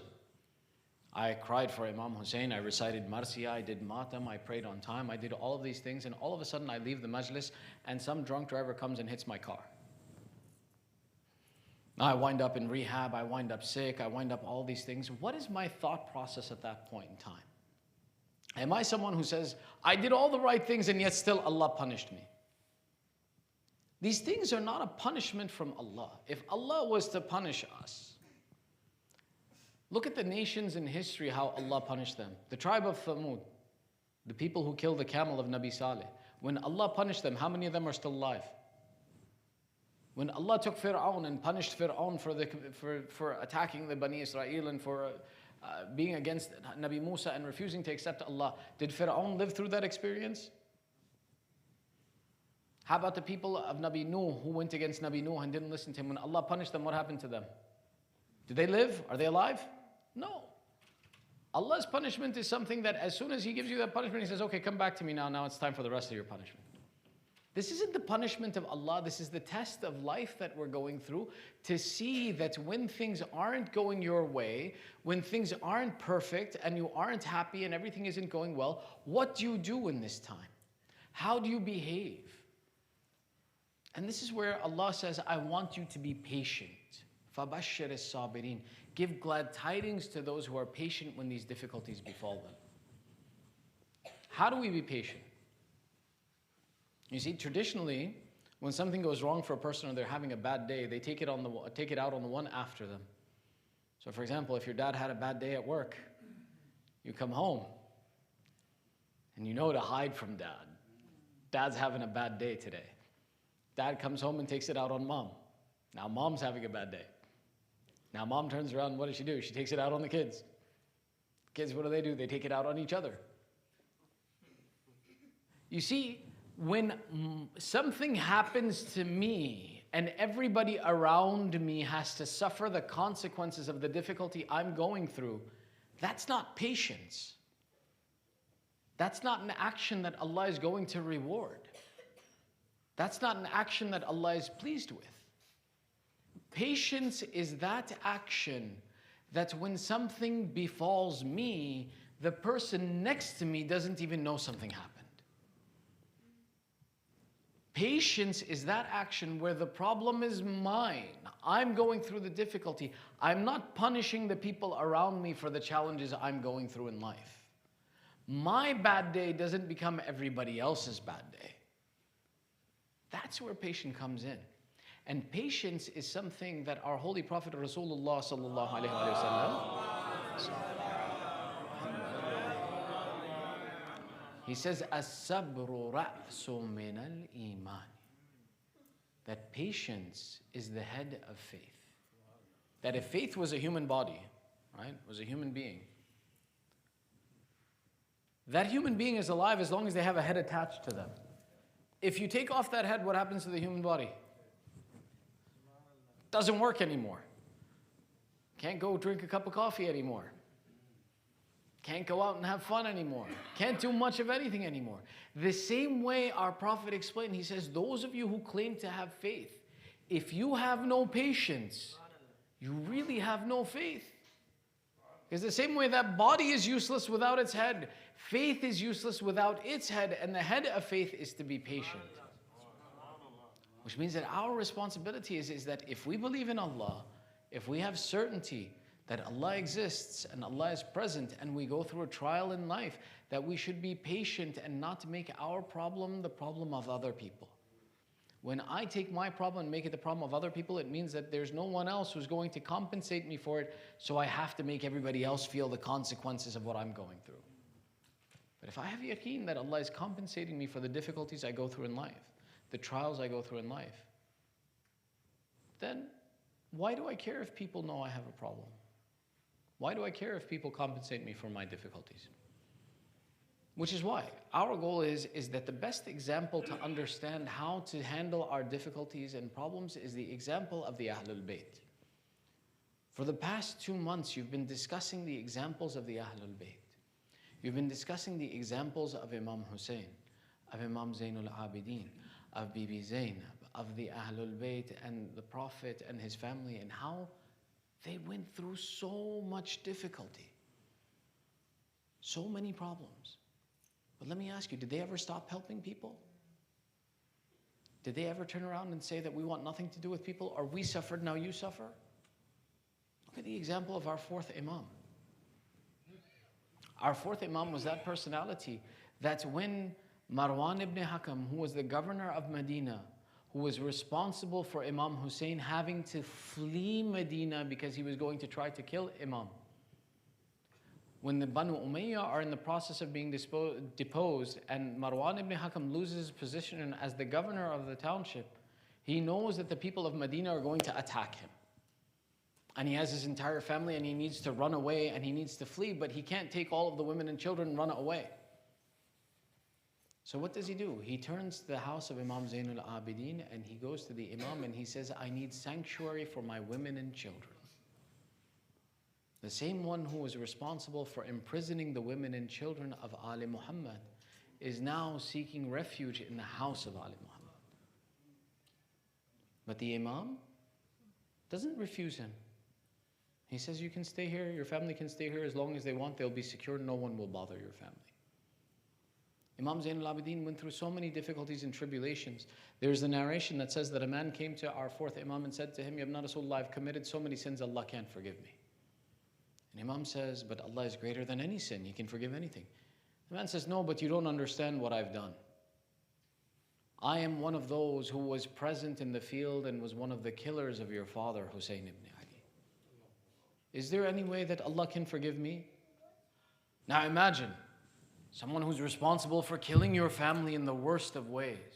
Think about it, 1400 years later, we never met Imam Hussein, but they killed Imam Hussein in such a way that society, when they hear the masayib of Imam Hussein, they weep.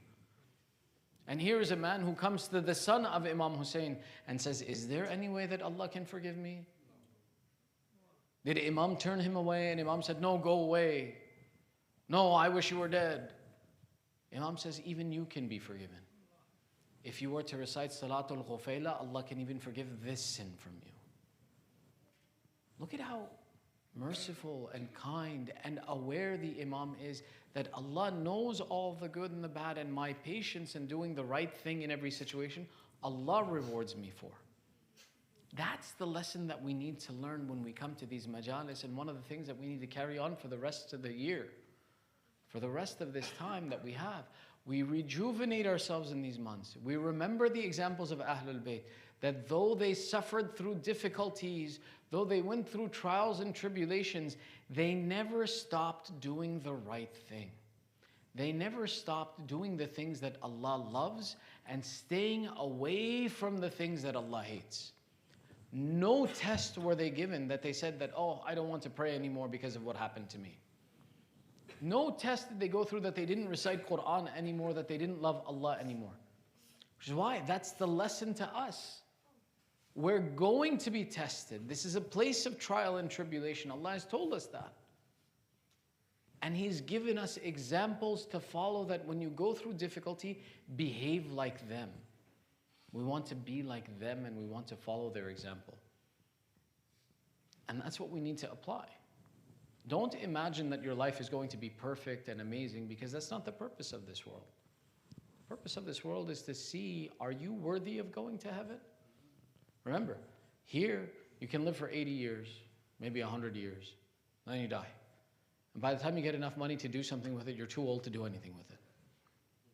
Heaven is that place where there is no moment of sorrow, and there's no old age, and there's no limitation to what Allah can give you. And the food tastes better, and there's no heart disease. That's what our goal is. Don't be sidetracked in this world that I need to be happy now, or why am I going through difficulty now?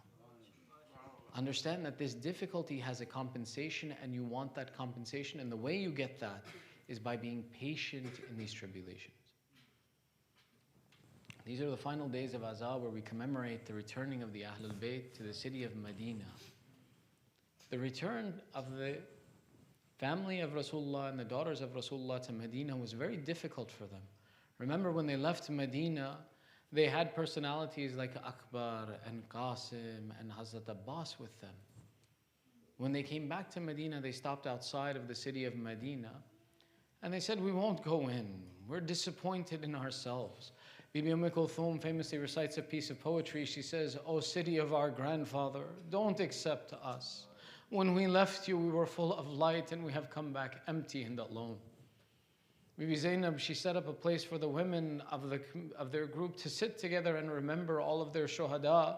And she told them, don't let anyone else in other than us.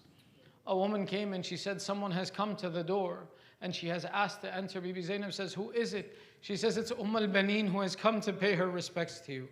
Bibi Zainab replied, al-Banin is from amongst us. Her sorrow is as great as our sorrow. Let her come in. Bibi Zainab hugs al-Banin and she begins to weep. Remember, al-Banin was that wife of Amir al-Mu'mineen who raised Bibi Zainab, who was in her life and was like a mother to her. And Bibi Zainab hugs al-Banin and she begins to cry and she says, oh mother al-Banin, if you would have seen how they took our family from us. They took our children from us. They put us in difficulty, but still we could not save the son of Fatima to Zahra. Al-Banin, in that moment she weeps. She says, oh Zainab, I am worried that I am embarrassed in front of you. Bibi Zainab says, why would you be embarrassed, O Al-Banin? She says, I don't know that my son Abbas did enough to protect the son of Zahra. Bibi Zainab recounts, she says, oh mother Al-Banin, if you would have seen your Abbas when he entered the battlefield, that even the enemy was astounded by him. Remember something, that Abu al-Fadl al-Abbas was unique amongst the sons of Amir al-Mu'mineen. There is a narration that talks about in the battle of Siffin, Amir al-Mu'mineen took Muhammad Hanafiya and made him the alamdar, made him the flag bearer, and said to Muhammad Hanafiya, attack the army. The army started launching arrows and Muhammad Hanafiya stood and waited, and Amir al-Mu'mineen turned to him and said, Muhammad Hanafiya, why didn't you go attack? He says, well, the enemy is shooting arrows. I am waiting for them to stop, then I will go and attack. Amir al-Mu'mineen says, I am your father, the Amir, I commanded you, and you're worried about their arrows? Abu al-Fadl al-Abbas was that personality that when Imam Hussein gave him permission, the enemy shot arrows, it did not stop Abbas from entering the battlefield. When the tabarrukat were taken from the Ahl al-Haram, and they represented that these are the booty that we have stolen from the Banu Hashim, one of the things that was brought before Yazid was the flag, was the pole that Abbas held in his hand. Yazid looked at this and he says, I see this entire pole covered in arrows and burned, except for 2 places. Why is it that there are 2 places where there is no arrow, there is no mark, there is nothing here? They said, this is the place where Abbas held the flag. Abbas did not let go of the flag of Imam Hussein. No matter what they shot at him, he took the wounds on himself, but he would not let the flag be hurt. Because this was the representation of his Imam. This is why when the tabarrukat were returned to the women in the prison, when they received the flagpole and the pole that Abbas held, all of the women began to kiss the places of the hands of Hazrat Abbas. They laid their cheeks on the places. They said, oh Abbas, you left us alone. We needed your bravery. Al-Baneen, if you would have seen the bravery of your son in the battlefield, the entire army ran in fear of him. They described Al-Baneen would sit in Medina and make the graves of her 4 sons and then move them and make one large grave and cry over Imam Hussein. Al-Baneen, one of the things that she said is, she says, my son Abbas was very tall. But Zainab has told me, and they have told me, that they killed my son Abbas by striking him on the head with a mace. My son Abbas was tall. Who was tall enough to strike the head of Abbas with a mace? Al-Baneen, if you would have seen, Abbas, when he wanted to return with the water to the camp, the enemy knew that we wanted to stop Abbas, so they attacked Abbas with treachery. They came from behind trees. They cut his right arm. Abbas did not stop. They cut his left arm. Abbas did not stop. Eventually, they shot arrows at him until they pierced the water skin of Abbas that he carried. Al-Baneen, if you would have seen, as the water left the water skin, so did the life leave the chest of Abbas. Then they began to shoot arrows, but still Abbas wanted to return until they shot an arrow in the eye of Abbas. When his eyes became full of blood, he could not see anymore, Al-Baneen. So one who has hands removes arrows with his hands. Abbas, your son, did not have hands to remove his arrow. Al-Baneen, your Abbas lowers his head, tries to remove the arrow with his knees so he can return to Imam Hussein. This is the condition in which they struck Abbas on his head. And Abbas finished his journey and said, I can no longer return to my Imam. ألا لعنة الله على القوم الظالمين وسيعلم الذين ظلموا أي منقلب ينقلبون ندعوك باسمك العظيم الأعظم الأعز الأجل الأكرم.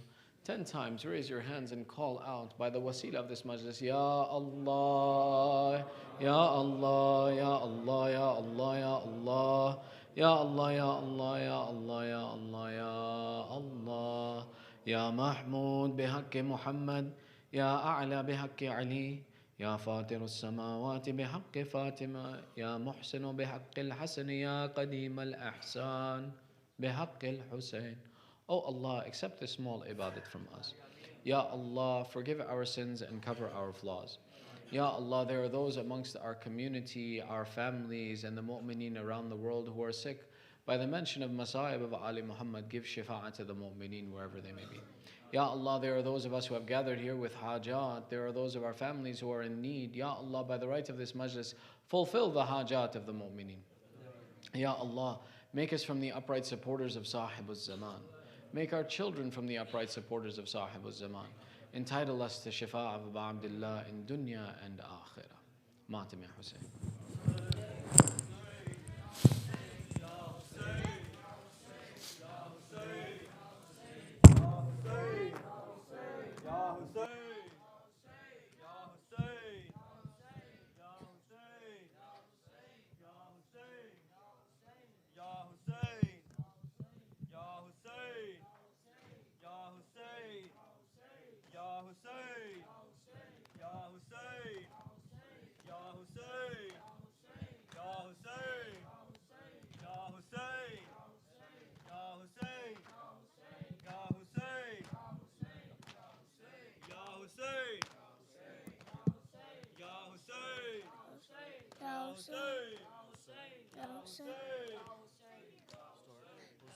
Hussein ya Mola, ya Mola, ya Mola. Hussein ya Mola, ya Mola, ya Mola. Hussein ya Mola, ya Mola, ya Hussein ya Mola, ya Mola, ya Mola. Thirsty Ruqayya, thirsty Abdullah. We just need water. Father, some water. Where's your flag bearer? Where's your flag bearer? Son of Fatima, son of Fatima. Hussein ya Mola, ya Mola, ya Mola. Hussein ya Mola, ya Mola, ya Mola. Hussein ya Mola, ya Mola, ya Mola. Hussein ya Mola, ya Mola, ya Mola. Hussein's all alone. Shah Qasim has gone. Ali Akbar's gone. Abu Fadil's gone. Even Abdullah. Hussein Wawela. Even Abdullah. Hussein Wawela. Hussein ya Mola, ya Mola, ya Mola. Ya Mola, ya Mola, ya Mola. Hussein ya Mola, ya Mola, ya Mola. Hussein ya Mola, ya Mola, ya Mola. Zainab cries Allah. Where's Abu Abdullah? Where's Ali Akbar? Where's Abdullah? Where's my flag bearer? Where's my protector? Where is my Abbas? Hussein ya Mola, ya Mola, ya Mola. Hussein ya Mola, ya Mola, ya Mola. Hussein ya Mola, ya Mola, ya Mola. Hussein ya Mola, ya Mola, ya Mola. Now the tent's on fire, shackled Ruqayya. Zainab, have you seen Zainal Abidin, ill and locked in chains? Saw her cries in pain. My Hussein is slain. Where is my Hussein? Hussein ya Mola, ya Mola, ya Mola. Hussein ya Mola, ya Mola, ya Mola. Hussein ya Mola, ya Mola, ya Mola. Hussein ya Mola, ya Mola, ya Mola. Saviors of Islam, I send my salam upon you, Master. When I drink water, all my love for you and my life for you. I will beat my chest, I will never rest, and my life always. I will give my life, I will sacrifice, in my life always. Your flag is raised high. Hussein ya Mola, ya Mola, ya Mola. Hussein ya Mola, ya Mola, ya Mola. Hussein ya Mola, ya Mola, ya Mola. Hussein ya Mola, ya Mola, ya Mola.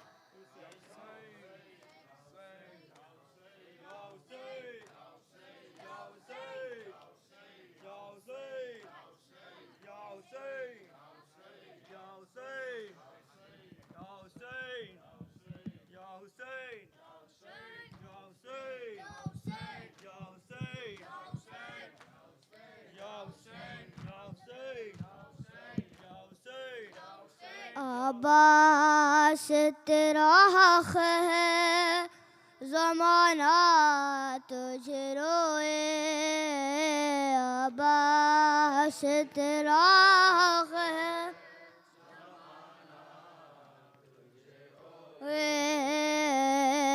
आबास तेरा हक है ज़माना तुझे रोए जब शाम है फातिमा ज़हरा तुझ रोए अब्बास तेरा हक है ज़माना तुझ रोए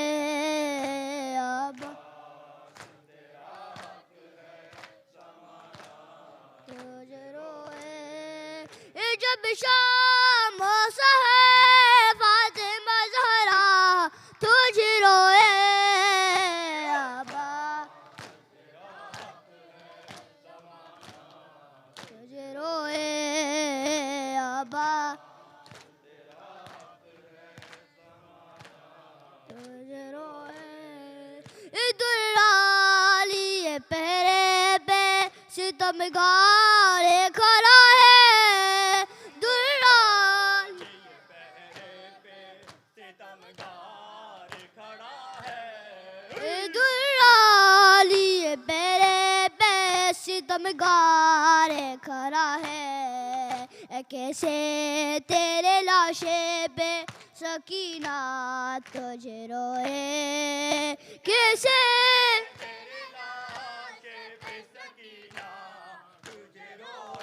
اے عباس تیرا حق ہے زمانہ تجھے روئے عباس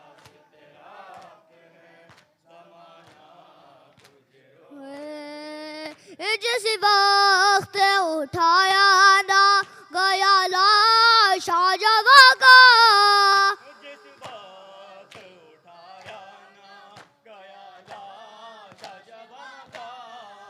جس وقت اٹھایا نہ گیا لاش جگہ کا اس گھڑی اکبر سے زیادہ تجھے روئے اس گھڑی اے عباس تیرا حق ہے زمانہ تجھے روئے عباس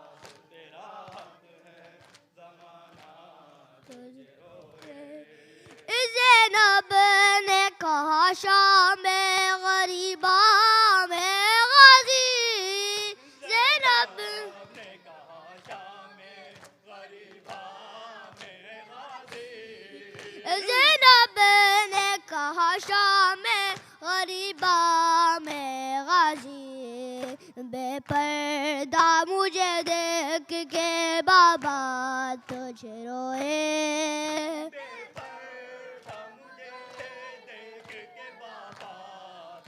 روئے عباس تیرا حق ہے زمانہ تجھے روئے عباس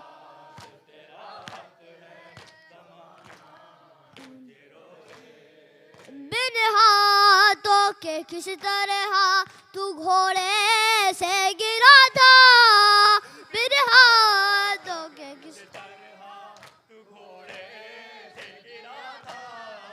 بن ہاتھوں کے کس طرح تو گھوڑے سے گرا تھا یہ سن کے بہت اہل مدینہ تجھے روئے یہ سن مدینہ تجھے روئے عباس تیرا حق ہے زمانہ تجھے روئے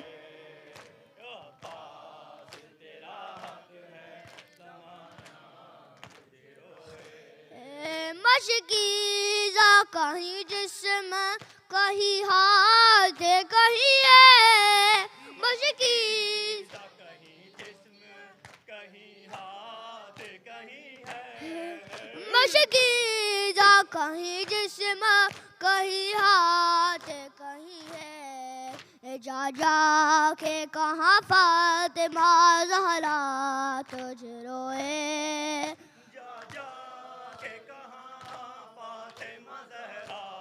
تجھے روئے عباس تیرا حق ہے زمانہ تجھے روئے عباس تجھے روئے جب شام ہو سحر فاطمہ زہرا تجھے روئے عباس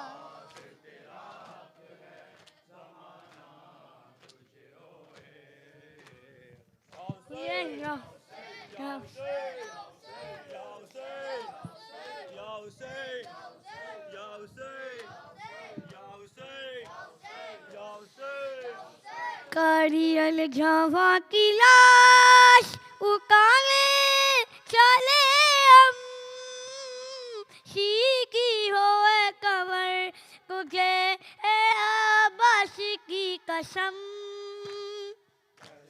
جوا کی لاش اکانے چلے ہم شی کی ہوئے کمر جے عباس کی قسم کاری الجوا کی لاش اکانے چلے ہم شی کی ہوئے کمر تجھے عباس کی قسم یہ امتحان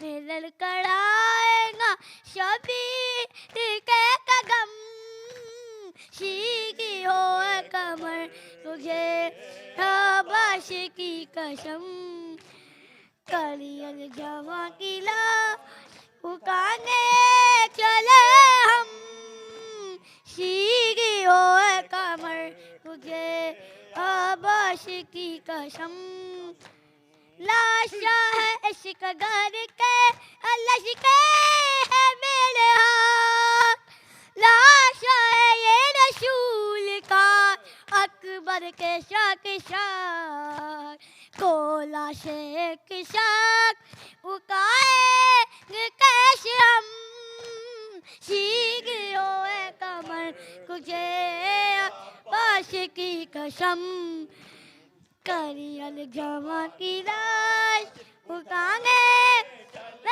ہم سیگی ہوئے کمر کچھے باش کی قسم ہنگے میں قید کوری ہے ظالم یہ نشینا آپ کے کنا حسین کی نکلے گی کیسے جان ظالم کو یہ بتانا ہے ابن علی ہم سیگی ہوئے کمر اے آباش کی قسم کری الجواں کی لاش اٹھانے چلے ہم سیگی ہوئے کمر اے آباش کی قسم یہ امتحان شریفی میں مجھ کو قربان ہے اکبر کو ایک خیمہ ہے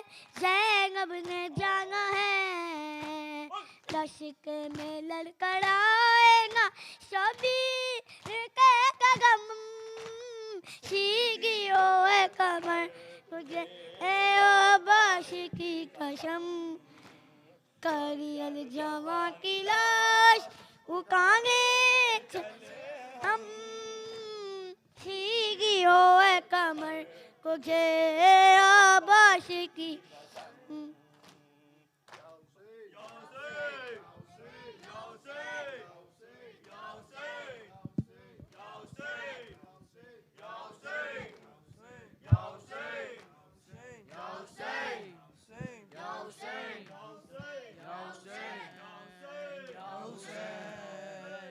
Hussein, Ya Hussein, Ya Hussein, Ya Hussein, Ya Hussein, Ya Hussein, Ya Hussein, Ya Hussein, Ya Hussein, Ya Hussein. Zara Jaya Daya Sira Ghazi, Zara Jaya Daya Sira Ghazi. Ay Zara Jaya Daya Sira Ghazi, Zara Jaya Daya Sira Ghazi, Zara Jaya Daya Sira Ghazi. Hoya Karbal, Hoya Karbal, Hoya Karbal, de vich juda Ghazi, Zara Jaya Daya Sira Zara Jaya Daya Sira Ghazi, Ay Zara Jaya Daya Sira Ghazi, Zara Jaya Daya Sira Ghazi. Ajvi binte Hussein rondi hai, Ajvi binte Hussein rondi hai, Ajvi binte Hussein rondi hai, Ajvi binte Hussein rondi hai, haq mere qaid tu chura Ghazi, Zara Jaya Daya Sira Ghazi, Zara Jaya Daya Sira Ghazi, Ay Zara Jaya Daya Sira Ghazi. Se to Zainab de le gayi chadar, se to Zainab de le gayi chadar, se to Zainab de le gayi chadar, se سے تو زینب دے لے گئی چادر جدو مقتل نو تر پایا غازی زارا جائیاں دایا سرا غازی زارا جائیاں دایا سرا غازی زارا جائیاں دایا سرا غازی زارا جائیاں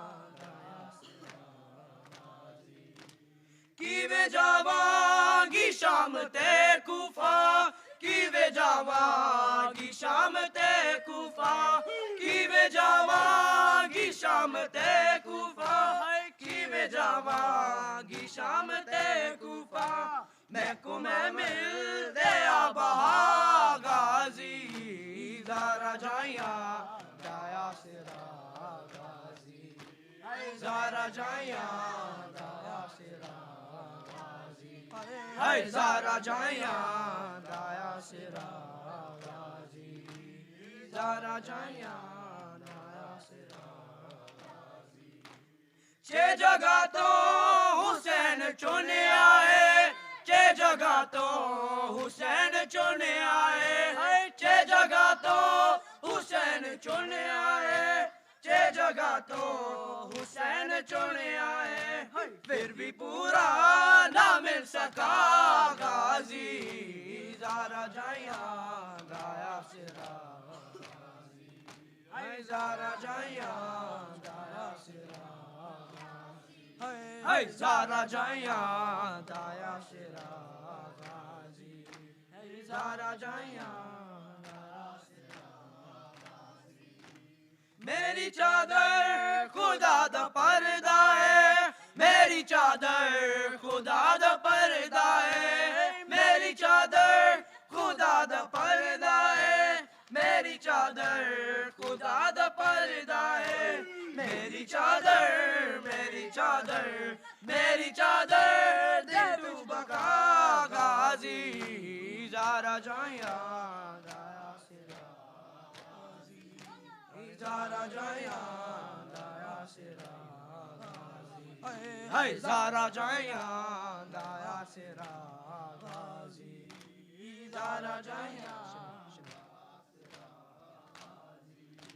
شمر رج رج حسین کو مارے شمر رج رج حسین کو مارے شمر رج رج حسین کو مارے شمر رج رج حسین کو مارے جان آئی نہیں ریا غازی زارا جائیاں دایا سرا غازی زارا جائیاں دایا سرا غازی زارا جائیاں دایا سرا غازی زارا جائیاں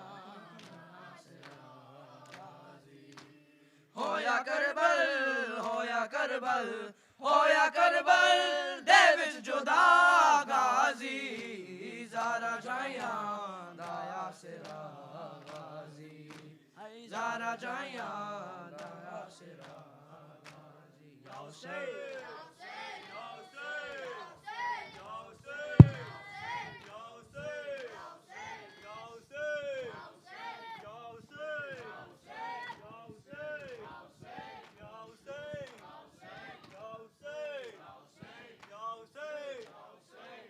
الوداع الوداع الوداع اے حسین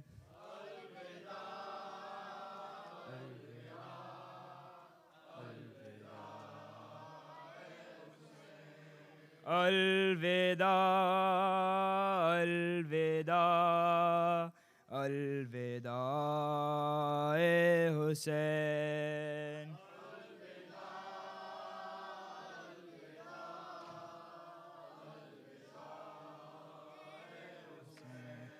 یہ صدائے فغاں اور یہ مجلس ہے یہ صدائے فغاں اور یہ مجلس ہے ماتم و نوحہ اور غم کی یہ زینت ہے چاہتا ہے یہ دل یوں ہی قائم رہے چاہتا ہے یہ دل یوں ہی قائم رہے آہ پتا ہے دل کس طرح یہ کہے الوداع الوداع اے حسین الوداع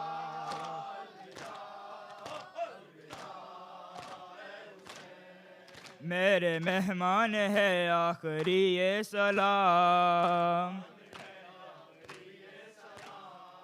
میرے مہمان ہے آخری یہ سلام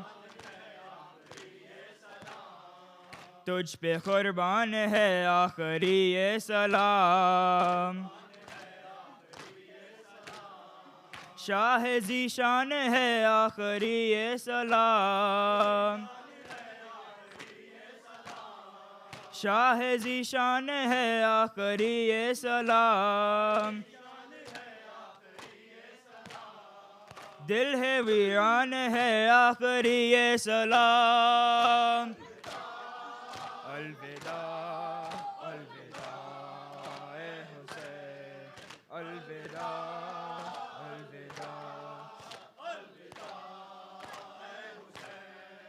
گرجیے سال بھر پھر کریں گے یہ کام گرجیے سال بھر پھر کریں گے یہ کام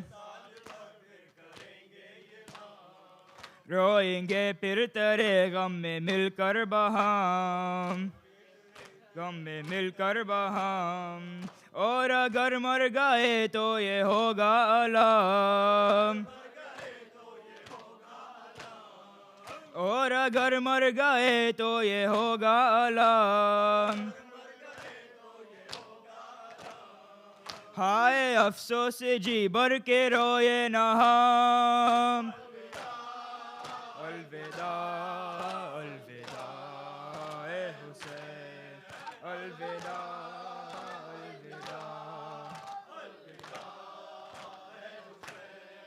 بخش دے ہو گئی ہو جو کوئی خطا دے ہو گئی ہو جو کوئی خطا بخش دے ہو گئی ہو جو کوئی خطا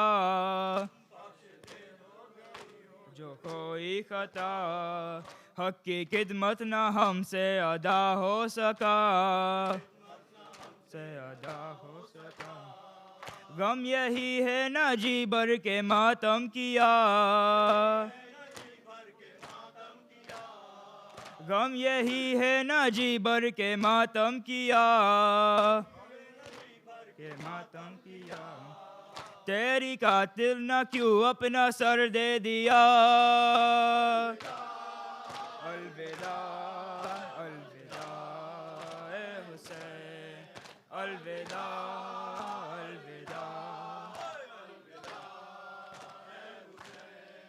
الوداع اے حسین الوداع الوداع اے حسین الوداع الوداع اے شاہ مشرقین الوداع بنت احمد کے نور عین الوداع بنت احمد کے نور عین الوداع ہے مجاہد کے لب پر یہ بین الوداع الوداع الوداع اے حسین الوداع الوداع الوداع اے حسین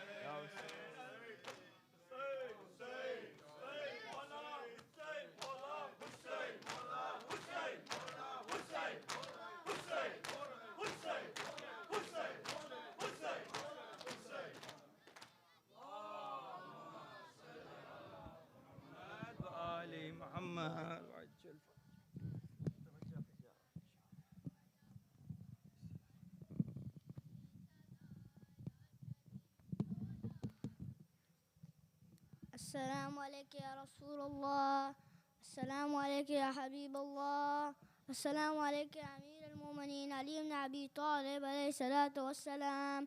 السلام عليك يا فاطمة الزهراء يا سيدة النساء العالمين. السلام عليكم إمام حسن المجتبى عليه الصلاة والسلام. السلام عليك يا أبا عبد الله وعلى الأرواح التي هلت بفنائك. عليك مني سلام الله أبدا ما بخيت بخي الليل والنهار، ولا جار الله آخر أحدي مني لزيارتكم. السلام على الحسين وعلى علي بن الحسين وعلى أولاد الحسين وعلى أصحاب الحسين. السلام عليك أئمة المسلمين علي بن الحسين ومحمد بن علي وجعفر بن محمد والموسى بن جعفر وعلي بن موسى ومحمد بن علي وعلي بن محمد الحسن بن علي. السلام عليك يا صاحب العصر والزمان. السلام عليك يا شريك القرآن. السلام عليك يا خليفة الرحمن. السلام عليك يا مدر الإيمان. ألمان ألمان ألمان. أجهل الله تعالى فرجك وسر الله تعالى مخرجك وظهورك وجعلنا من أعوانك أنصارك. السلام عليكم ورحمة الله وبركاته. اللهم كل وليك الحجة بن الحسن صلواتك عليه وعلى آبائه في هذه الساعة وفي كل ساعة، وليا وحافظا وقائدا وناصرا ودليلا وعينا حتى تسكنه أرضك طوعا وتمتعه فيها طويلا برحمتك يا أرحم الراحمين.